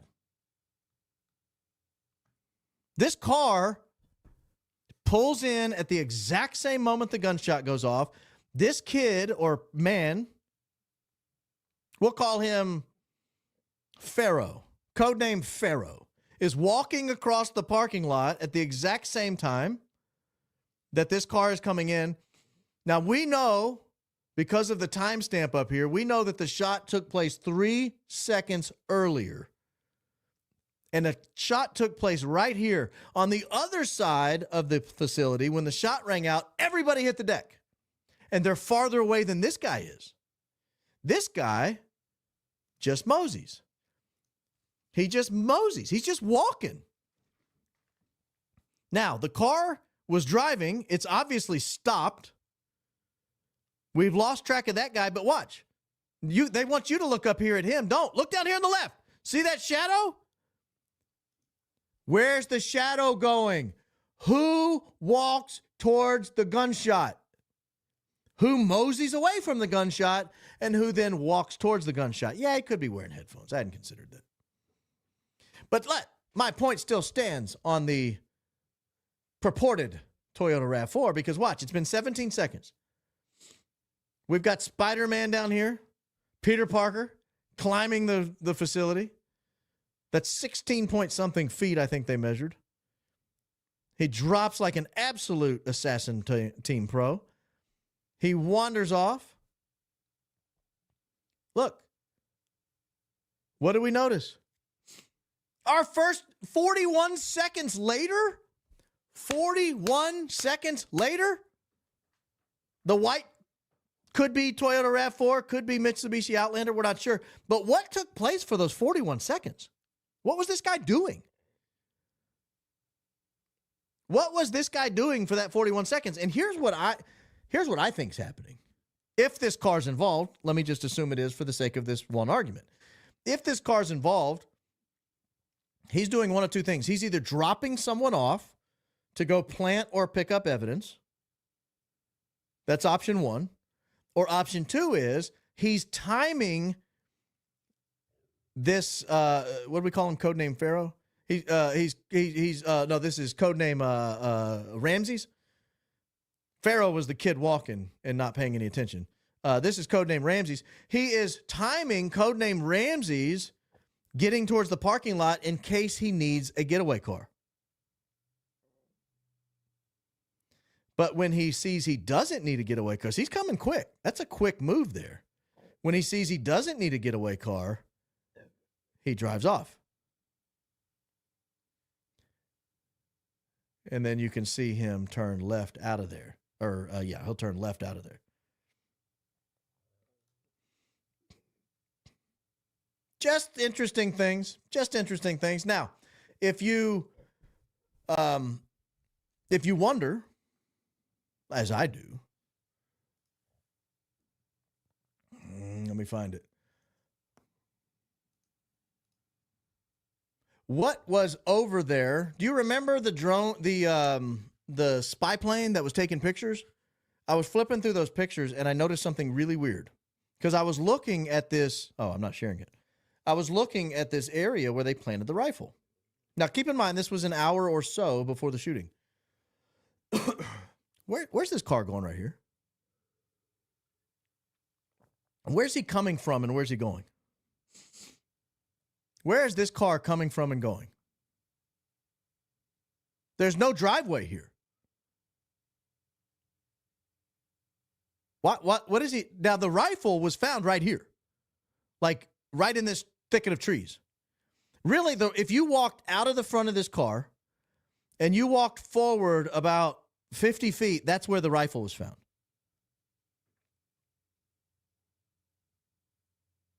There's no driveway anywhere where this guy could be turning in of or out of. And he's just not even really throwing a Yui. He's just stopped in the middle of the street, right in front of where the rifle was found. There is no driveway near here. This is the driveway into the parking lot we just watched. This is where the alleged Pharaoh, or Ramses, came out and ran across, and presumably, because we don't have the video, presumably he ran into this thicket, and what they're telling us is he deposited the rifle. But what is this car doing? This is just before the shooting. So, one more thing. Do you remember the highest paid employee at TPUSA that we can't find?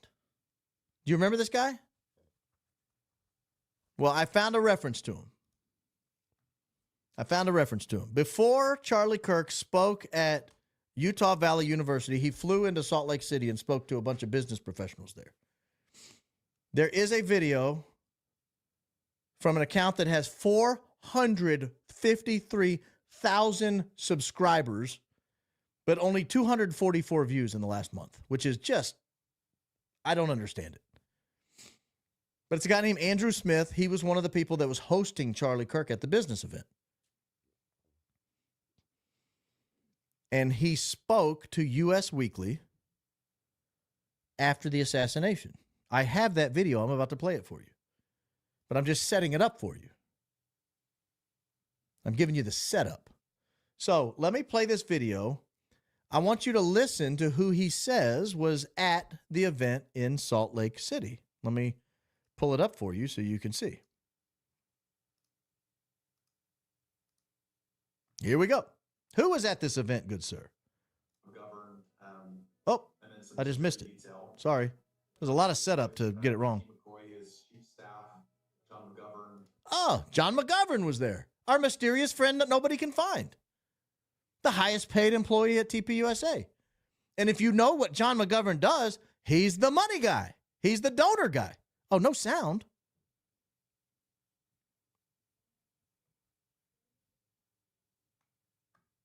Was there really no sound? Or does that guy just not know how computers work?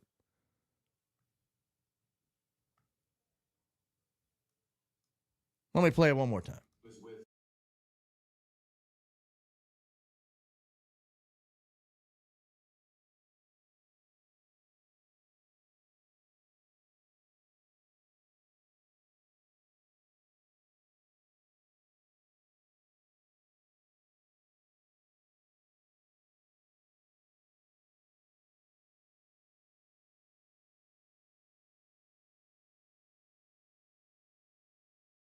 Well, that was it. John, now it's, I don't know how apparently I don't know how this works. Let me do this. No, that's why there's no sound. I apologize. I shared it incorrectly. I will not let that happen again, ladies and gentlemen. That will never happen again. From here forth, you will deal with nothing but professionalism out of this broadcast. No more amateur hour. Because let me play it one more time where you can actually hear it this time. Mikey McCoy, his chief of staff, John McGovern, and then some security detail, and one of his social media guys as well. But that's who was there. Mikey McCoy, John McGovern, one of his social media guys, and some security detail. The elusive John McGovern has been found. Mikey McCoy, his chief of staff, John McGovern, and then some security detail, and one of his social media guys as well. But they were all just talking about how fun their Korea trip was. And they're talking about how fun the Korea trip was. So what you're getting here is an idea that there's a lot of material out here that people are not talking about. There's a lot of misinterpretations of existing material that people are missing. Like the Brian Harpole text message exchange with the chief. Almost everybody I saw analyzing that missed it. Almost everybody has said there's no evidence of this John McGovern or where he was. John McGovern was there. John McGovern was there. He was in Salt Lake City. Keep in mind, John McGovern is a development guy. What does a development guy do at a nonprofit? He gets money. He goes out and raises money. Now, one more thing here. I got to show you this because the headline alone is so hilarious that I've got to show you this. This headline knocked me off of my donkey. Uncovering what the FBI is hiding about Trump's assassination attempt. Do you see that headline? Uncovering what the FBI is hiding about Trump's assassination attempt. But don't you dare question the FBI when it comes to Charlie Kirk. Where have I heard that? Oh, the Charlie Kirk show. I heard that on the Charlie Kirk show with Blake Neff and Andrew Colvette. And what we find instead is, and we're allowed to question the FBI on literally any other story. Literally any other story, we are allowed to question the FBI, just not when it comes to Charlie Kirk's investigation. At that point, we have to take the FBI at face value. Even though the guy on the left-hand side of your screen, Andrew Colvette, thought text messages about Charlie Kirk leaving the Israeli cause might be relevant to why he's no longer among the living. Out the would-be assassin of President Trump, and you threaded in there a little piece about some of his fetishes. Maybe he was entertaining a furry fetish, referred to himself with they/them pronouns. Tell us more, Miranda Devine. It's slim pickings. My source went through 17 different online platforms that he found that this would-be assassin of the president, Thomas Crooks, had logged into or had accounts with. And one of them was this site called Deviant. All right. All you got to know is these people are hypocrites.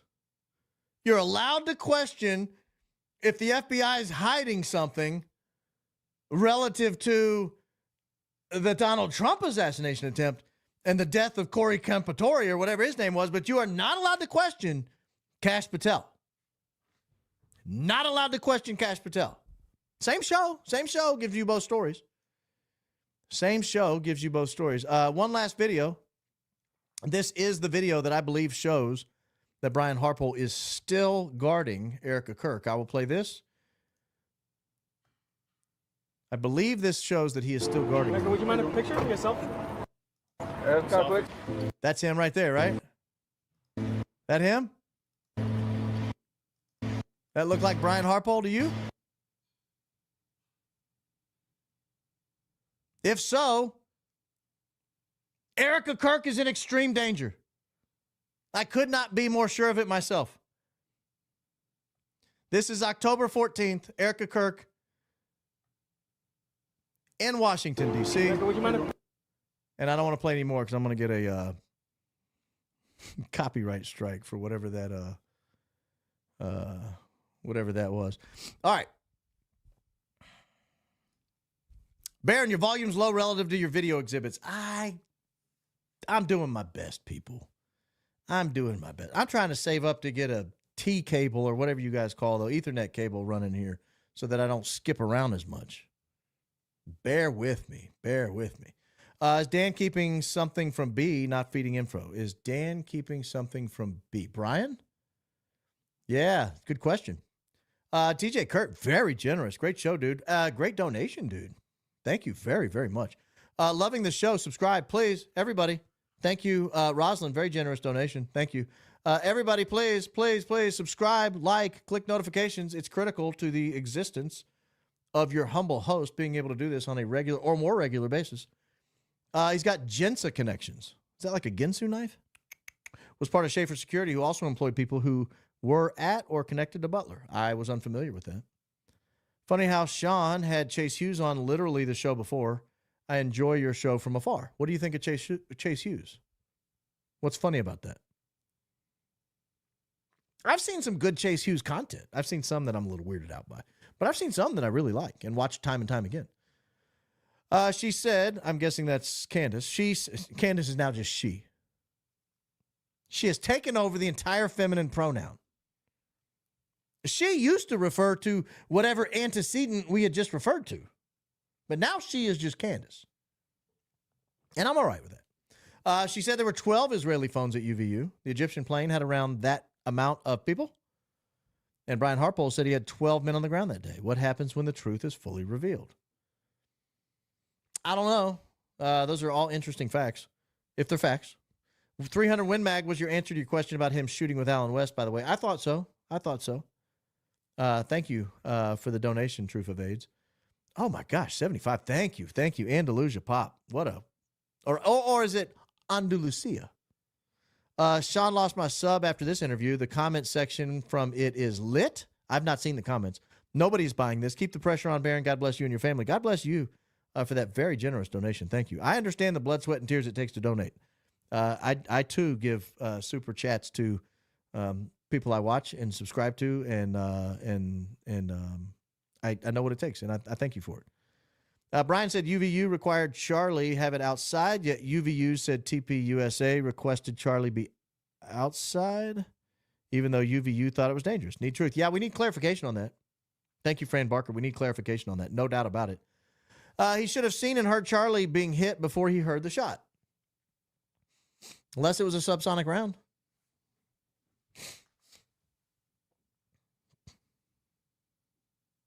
Unless it was a subsonic round. But you're right. The smack should... I didn't pick up on that. Man, you guys are sharp. Nobel Price. Very sharp. He said he heard the sound and then heard it smack him. That is quick.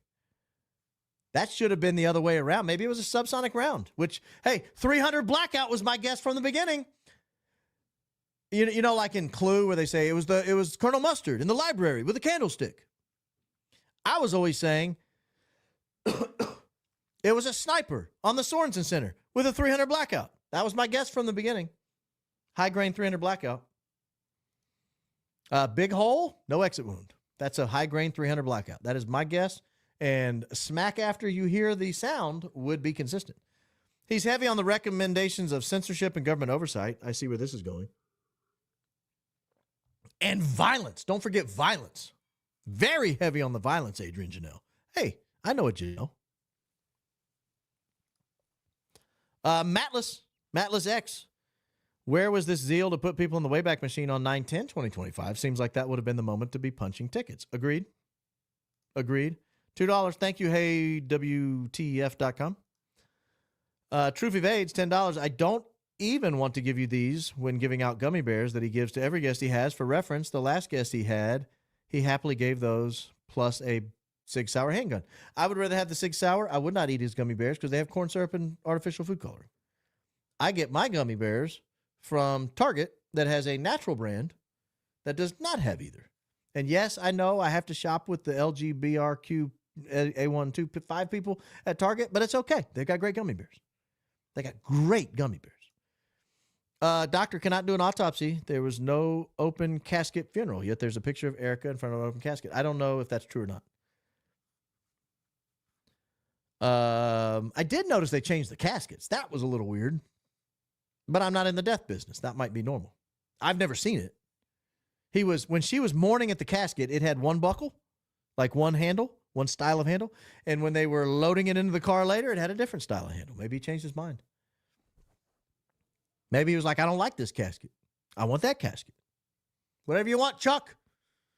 Blessings to you, Baron, and to all of you who understand there's truth. Perhaps that truth will eventually set us free. I'm wearing this, honey. You ain't got to worry about it. When this baby buzzes, I know what's going on. Baron, I love $49.99. You guys are so generous. Thank you. I love what you guys are doing. I love what you're doing. I love what you're doing. I love seeing you make mistake and forgetting to show us your screen. It shows you're human. No producer. You guys don't get a producer. She just killed it. I'll need $51. I'll get a producer, but $50, no producer. We'll auction off whether I get a producer or not. Baron, please be safe. I always have you and your wife and babies in my prayer. I love you, Johnny Two Times. Johnny Two Times is a Goodfellow reference, and Johnny Two Times might be the best character in all of television because he says, hey, I'm going to get the papers, get the papers. PBD Land, $2. Thank you. 1963 Magic Bullet entrance, exit, entrance, perfect condition, found on a gurney. 2025 Magic Bullet entrance rune, shatters into pieces, can't be found. I almost respect the BS level. Almost. That close to accepting it. Nah, I'm like, not even close. Charles' team didn't fail. They did exactly what they were supposed to do. Like Candace said weeks ago, he was betrayed by everyone. I'm going to double down on everyone. I will say this. Prior to that interview, I thought Harpole's team failed, obviously, but I didn't realize that it was as bad as it was. Man, going on Shawn Ryan was the worst thing he could have done. Honestly, the worst thing I had like respect. I kind of felt bad for him. Like, man, I guess you guys, sometimes bad things happen. But no, not after you try to throw the chief under the bus. That ain't right. See, Candace Owens knew Taryn from previous events. She had his number. Is it Taryn? I thought it was Terrell. Mini tow missile blew out the vertebrae. What's a mini tow missile? They run on wires via drone to avoid signal interference. They're being used in Ukraine. I'll have to look at it. Getting out the old camera to run it down. I'm not familiar with those. Mini tow missile. Did you spell that right? A lot of times you guys have typos in the chat. I'll check it out. I want to hire a bunch of security guys with matching tattoos. Yeah, I cut out the whole matching tattoo part. That's honestly weird. If I have to go work at somewhere, they're like, bro, you got to get a matching tattoo. Catch me on YouTube, baller. That gave me the cringe and immediately let me know Brian's a doofus. I appreciate you, Baron. Yeah, especially when I have images from him. Like, he's got full sleeve tattoos. I have images from him from 2022. He has no tattoos that I can find. And certainly not on his forearms. But now all of a sudden the tattoo's required. What a weird story that was. I appreciate you, Baron. Love your content. Go Max. Go Max indeed. Joel, in and out of Calvary Chapel my whole life at CC Costa Mesa in the 90s with the Chuck Smith scandal. Look into Calvary Chapel connection to Debbie Magnuson and Project Cuddle Big. Oh, now I got to get my camera back out here. I will. I've got a whole series I'm working on for Calvary Chapel. I don't know if you got, this might be one of those that never gets done, but I've got a bunch of research. Tao, thank you. If you go live more often, I'll just have to watch their show and catch up later. That's a good point. But I don't want to do that. I don't want to challenge people that I want to watch. But thank you for the generous donation and the vote of confidence. Very appreciated. Greg McCormick, $20. The shooter was close range and behind Charlie. The bullet, subsonic, is seen in 3 video clips. One shows it after exit, go towards the ground, hence the landscape job after recovery. Mikey wasn't the only person walking slow. I actually had the landscape, the repave pulled up at the 2 hour, 33 minute and 12 second point, and I didn't play that clip because it was getting late, and I'd played so many other clips. And he didn't add that much to the discussion. It would have just given me an opportunity to riff on it. One of the weirdest things in the history of all investigations is that everybody's acting like that's normal. That within 3 days of a major political assassination, you dig up and pave over the crime scene. That is not normal. That is not normal. It is terrifying that we're being told it's normal. Yes, on your 4-day schedule plan. I am strongly considering it. Stand by. Stand by. Strongly considering it. Stand by. Reagan Anderson, $4.99. What do you think of the Egyptian planes? Love your videos. Thanks for your hard work.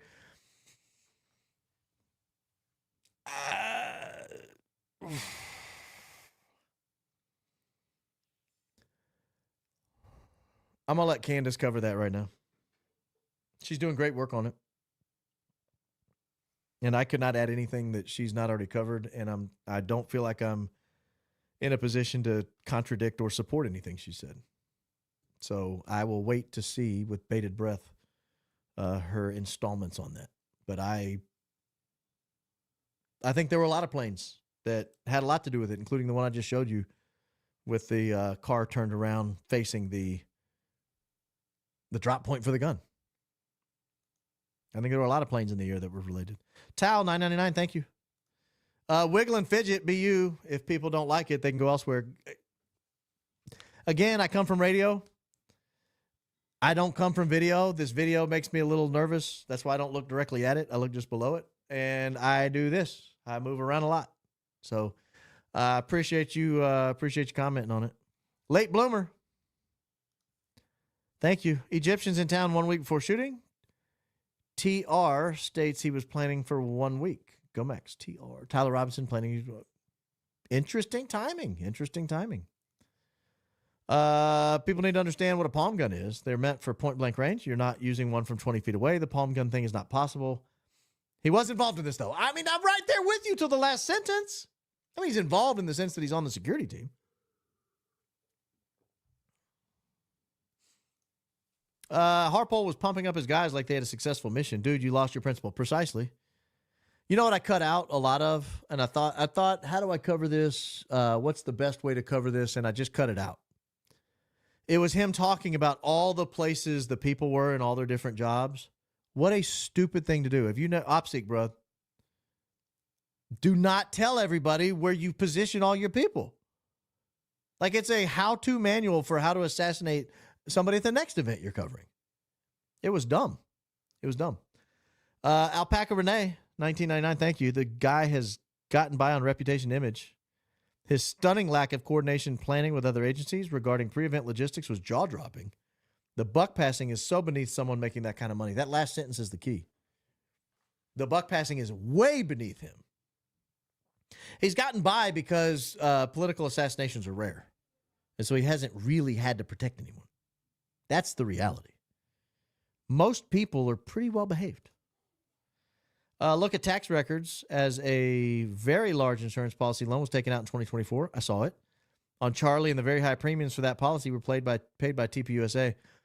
I saw it, and I talked to somebody with some tax accounting experience about what it could be. Or whether it could be suspiciously related. Let's say that. Super sticker, Kieran Iaccavelli. That reminds me of Tupac's album, posthumous Tupac album, Machiavelli. Thank you. That was so generous. I just noticed the amount. Thank you so much. $49.99. Unbelievable. You guys are just unbelievable. So kind. Mikey One Stop, thank you. I synced this with the iPhone footage using its metadata. Gives the exact timing between the shot and the guy running. You synced what? Oh, that. Oh, I'd be interested in seeing that. RealBaronPodcast@gmail.com. RealBaronPodcast@gmail.com. Put it in a Dropbox link. It was easier for me to view videos that way. Or a Drive link, some other link. Whitney, 1999. Yes, Joel means Columbia, Tennessee. I'm his queen. What's your email for tips? RealBaronPodcast@gmail.com. RealBaronPodcast@gmail.com. We are subscribers. God bless you and your family. Whitney, thank you. Thank you. I am a Middle Tennessean. I grew up here and live here, and there's no better place in the world. You'll notice how many big podcasters live around here. There's a reason for that.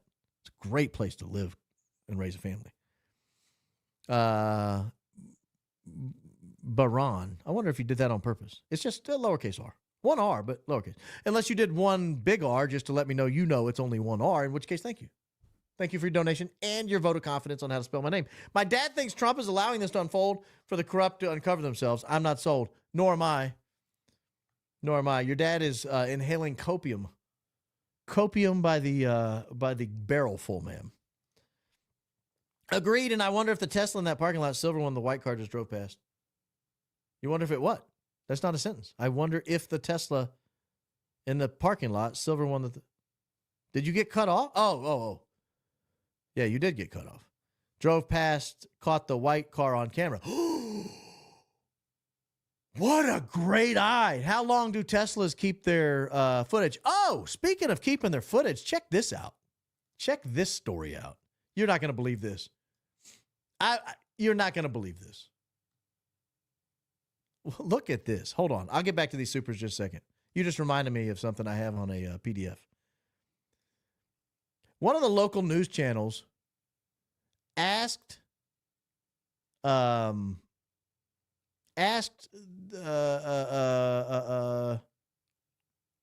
video to the Washington County Sheriff's Office of Tyler turning himself in. This just came out today, November 19th. They asked for the video surveillance footage of Tyler Robinson turning himself in. Should be an easy turnover, right? Our job is not to interview. Our job is just to get him here. So they go, okay. So they refile the request. We don't have any records responsive to this request as Tyler Robinson did not go to or enter the jail area. So they refile it and they ask for just show me Tyler Robinson at this place. Stop playing games. And here's what they get back. Our office does not have any applicable records responsive to this request as the surveillance footage is no longer available after the 30-day retention period, meaning they deleted the video. They deleted the video, people. Do you get it yet?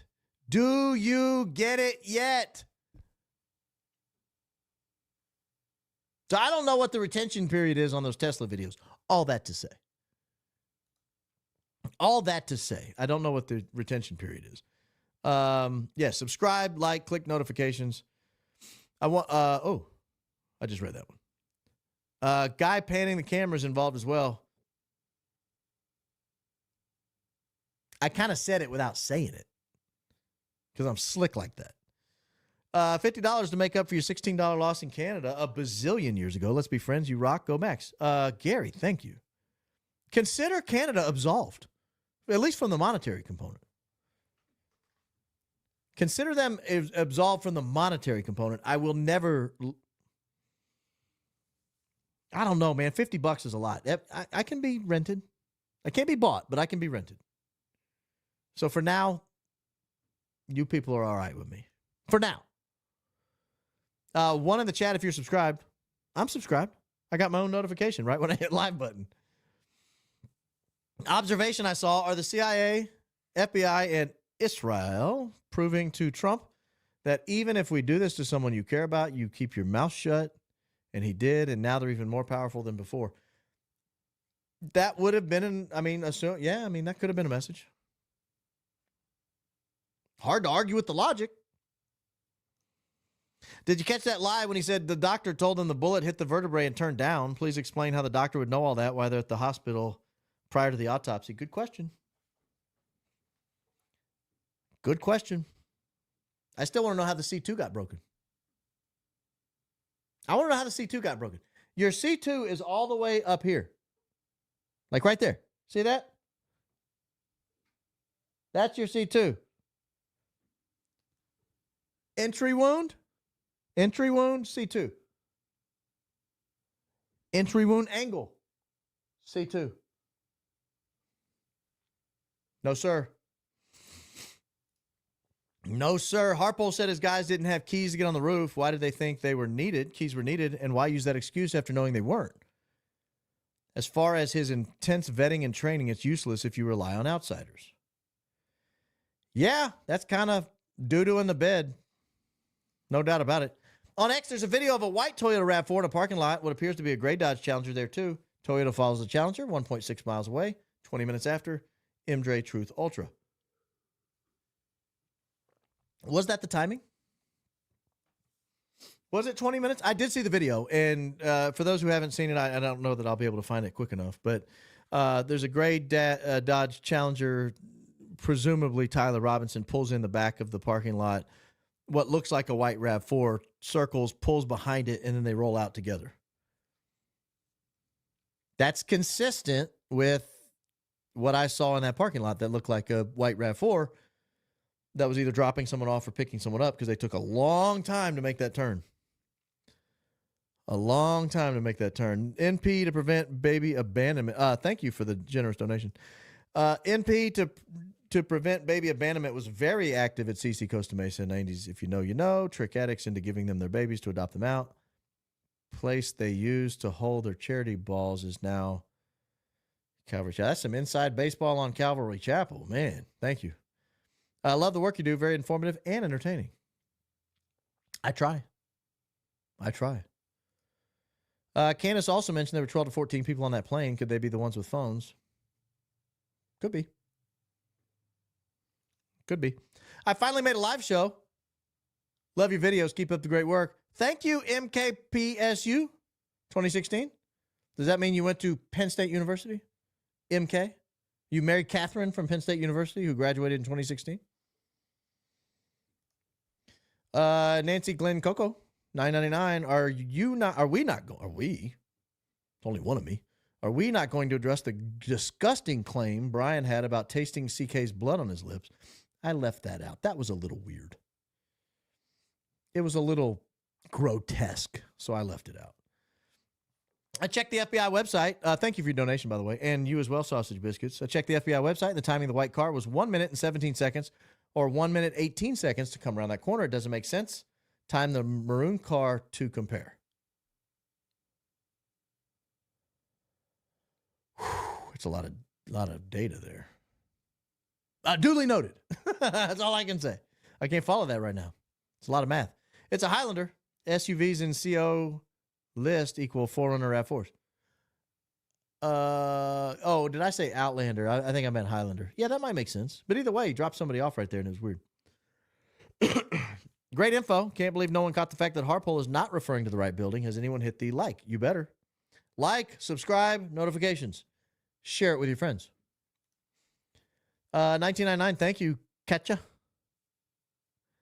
I believe since the moment I found out Charlie Kirk was murdered that he was murdered by Israel for telling them no, not supporting you anymore. Apparently Andrew Colvette thought the same might be the case. I don't know who did it, but what I'm saying is you're not crazy, because Andrew Colvette thought the same thing, or at least thought that the text messages referring to him having to leave the Israeli cause could be related. Shawn Ryan's a Fed. Can't be trusted gaslighting. I don't call people Feds. But I mean, that's what a Fed would look like and what they would do. But I'm not calling him one. I don't know. I honestly don't know. The girl standing next to Rick Cutler, when the shot goes off, looks right at him like the shot came from right next to her.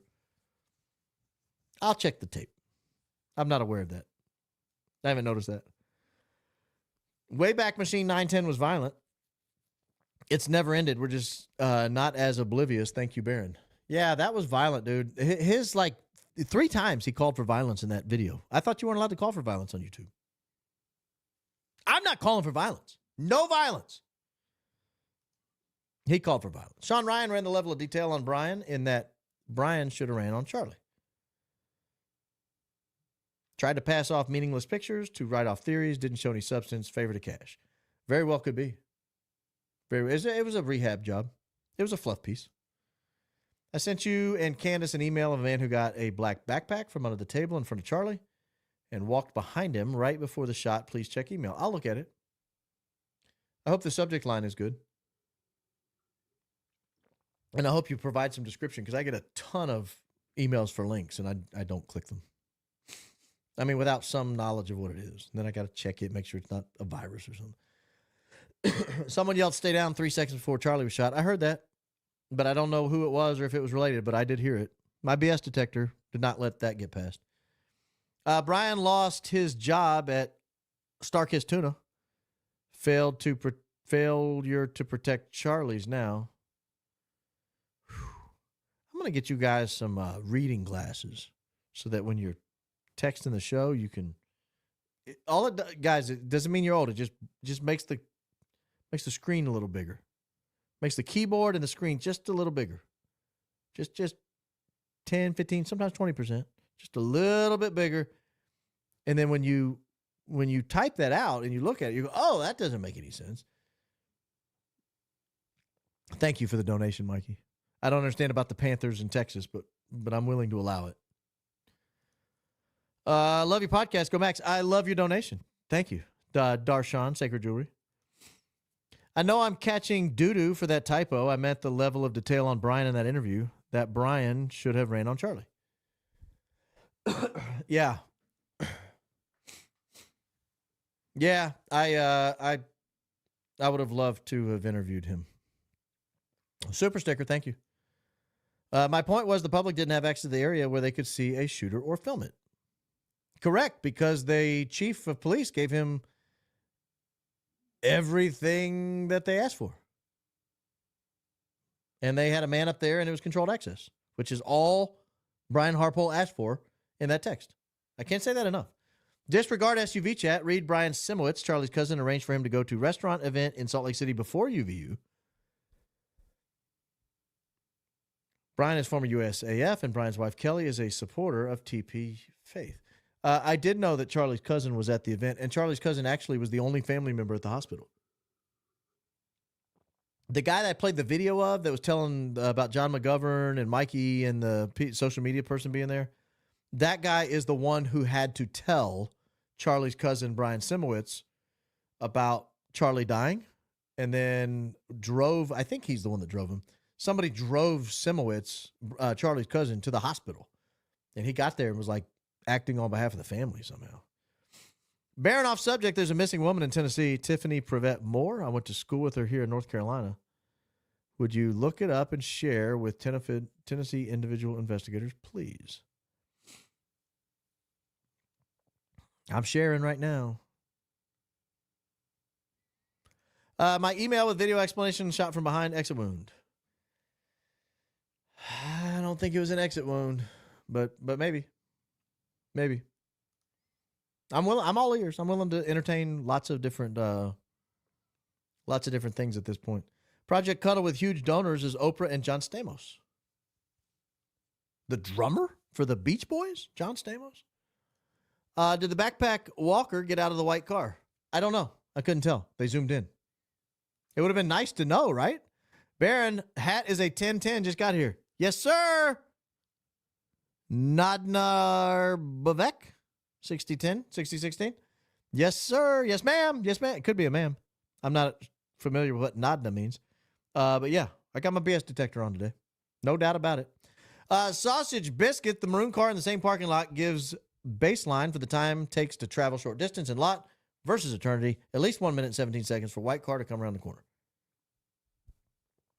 Oh, I see what you're saying. Yes, something was going on with the white car. Something also was going on with the guy moseying away. I wear headphones sometimes, and I would hear a gunshot that close.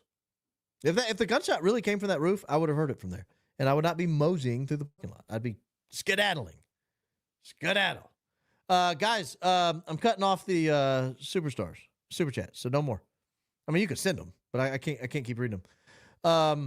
Because I got to get out of here. It is way past my bedtime, 9:33. Holy mackerel, folks. You guys have been wonderful. I continue to tell you, if I show up, it's prepared. If I show up, I'm going to be prepared. I'm going to try to give you a hell of a time for your time. I'm going to try to give you a hell of a good show for the time you dedicate. I do the same thing when I show up to somebody's show. That's why I like Ian. I know I'm going to get 10 out of 10. That's why I like Candace. I know I'm going to get 10 out of 10. That's why I like Dave Smith. Dave Smith doesn't let me down. Provoke podcast. They never let me down. Like, I love these guys. And I watch them. And I hope to do the same for you. I really do. I hope you enjoy this as much as I do. I will be back on, what's today? Wednesday? I should be back Friday night. Should be back Friday night at some point. 5, 6, 7 o'clock. I'm not sure what time. Definitely back Sunday for the big show. And then we'll talk. By Sunday, I'll make a decision on how many days a week I plan to go in the near future. In the meantime, you can make your own BS detector, and you can rewatch the Shawn Ryan podcast and tell me if I didn't get it right. See you soon.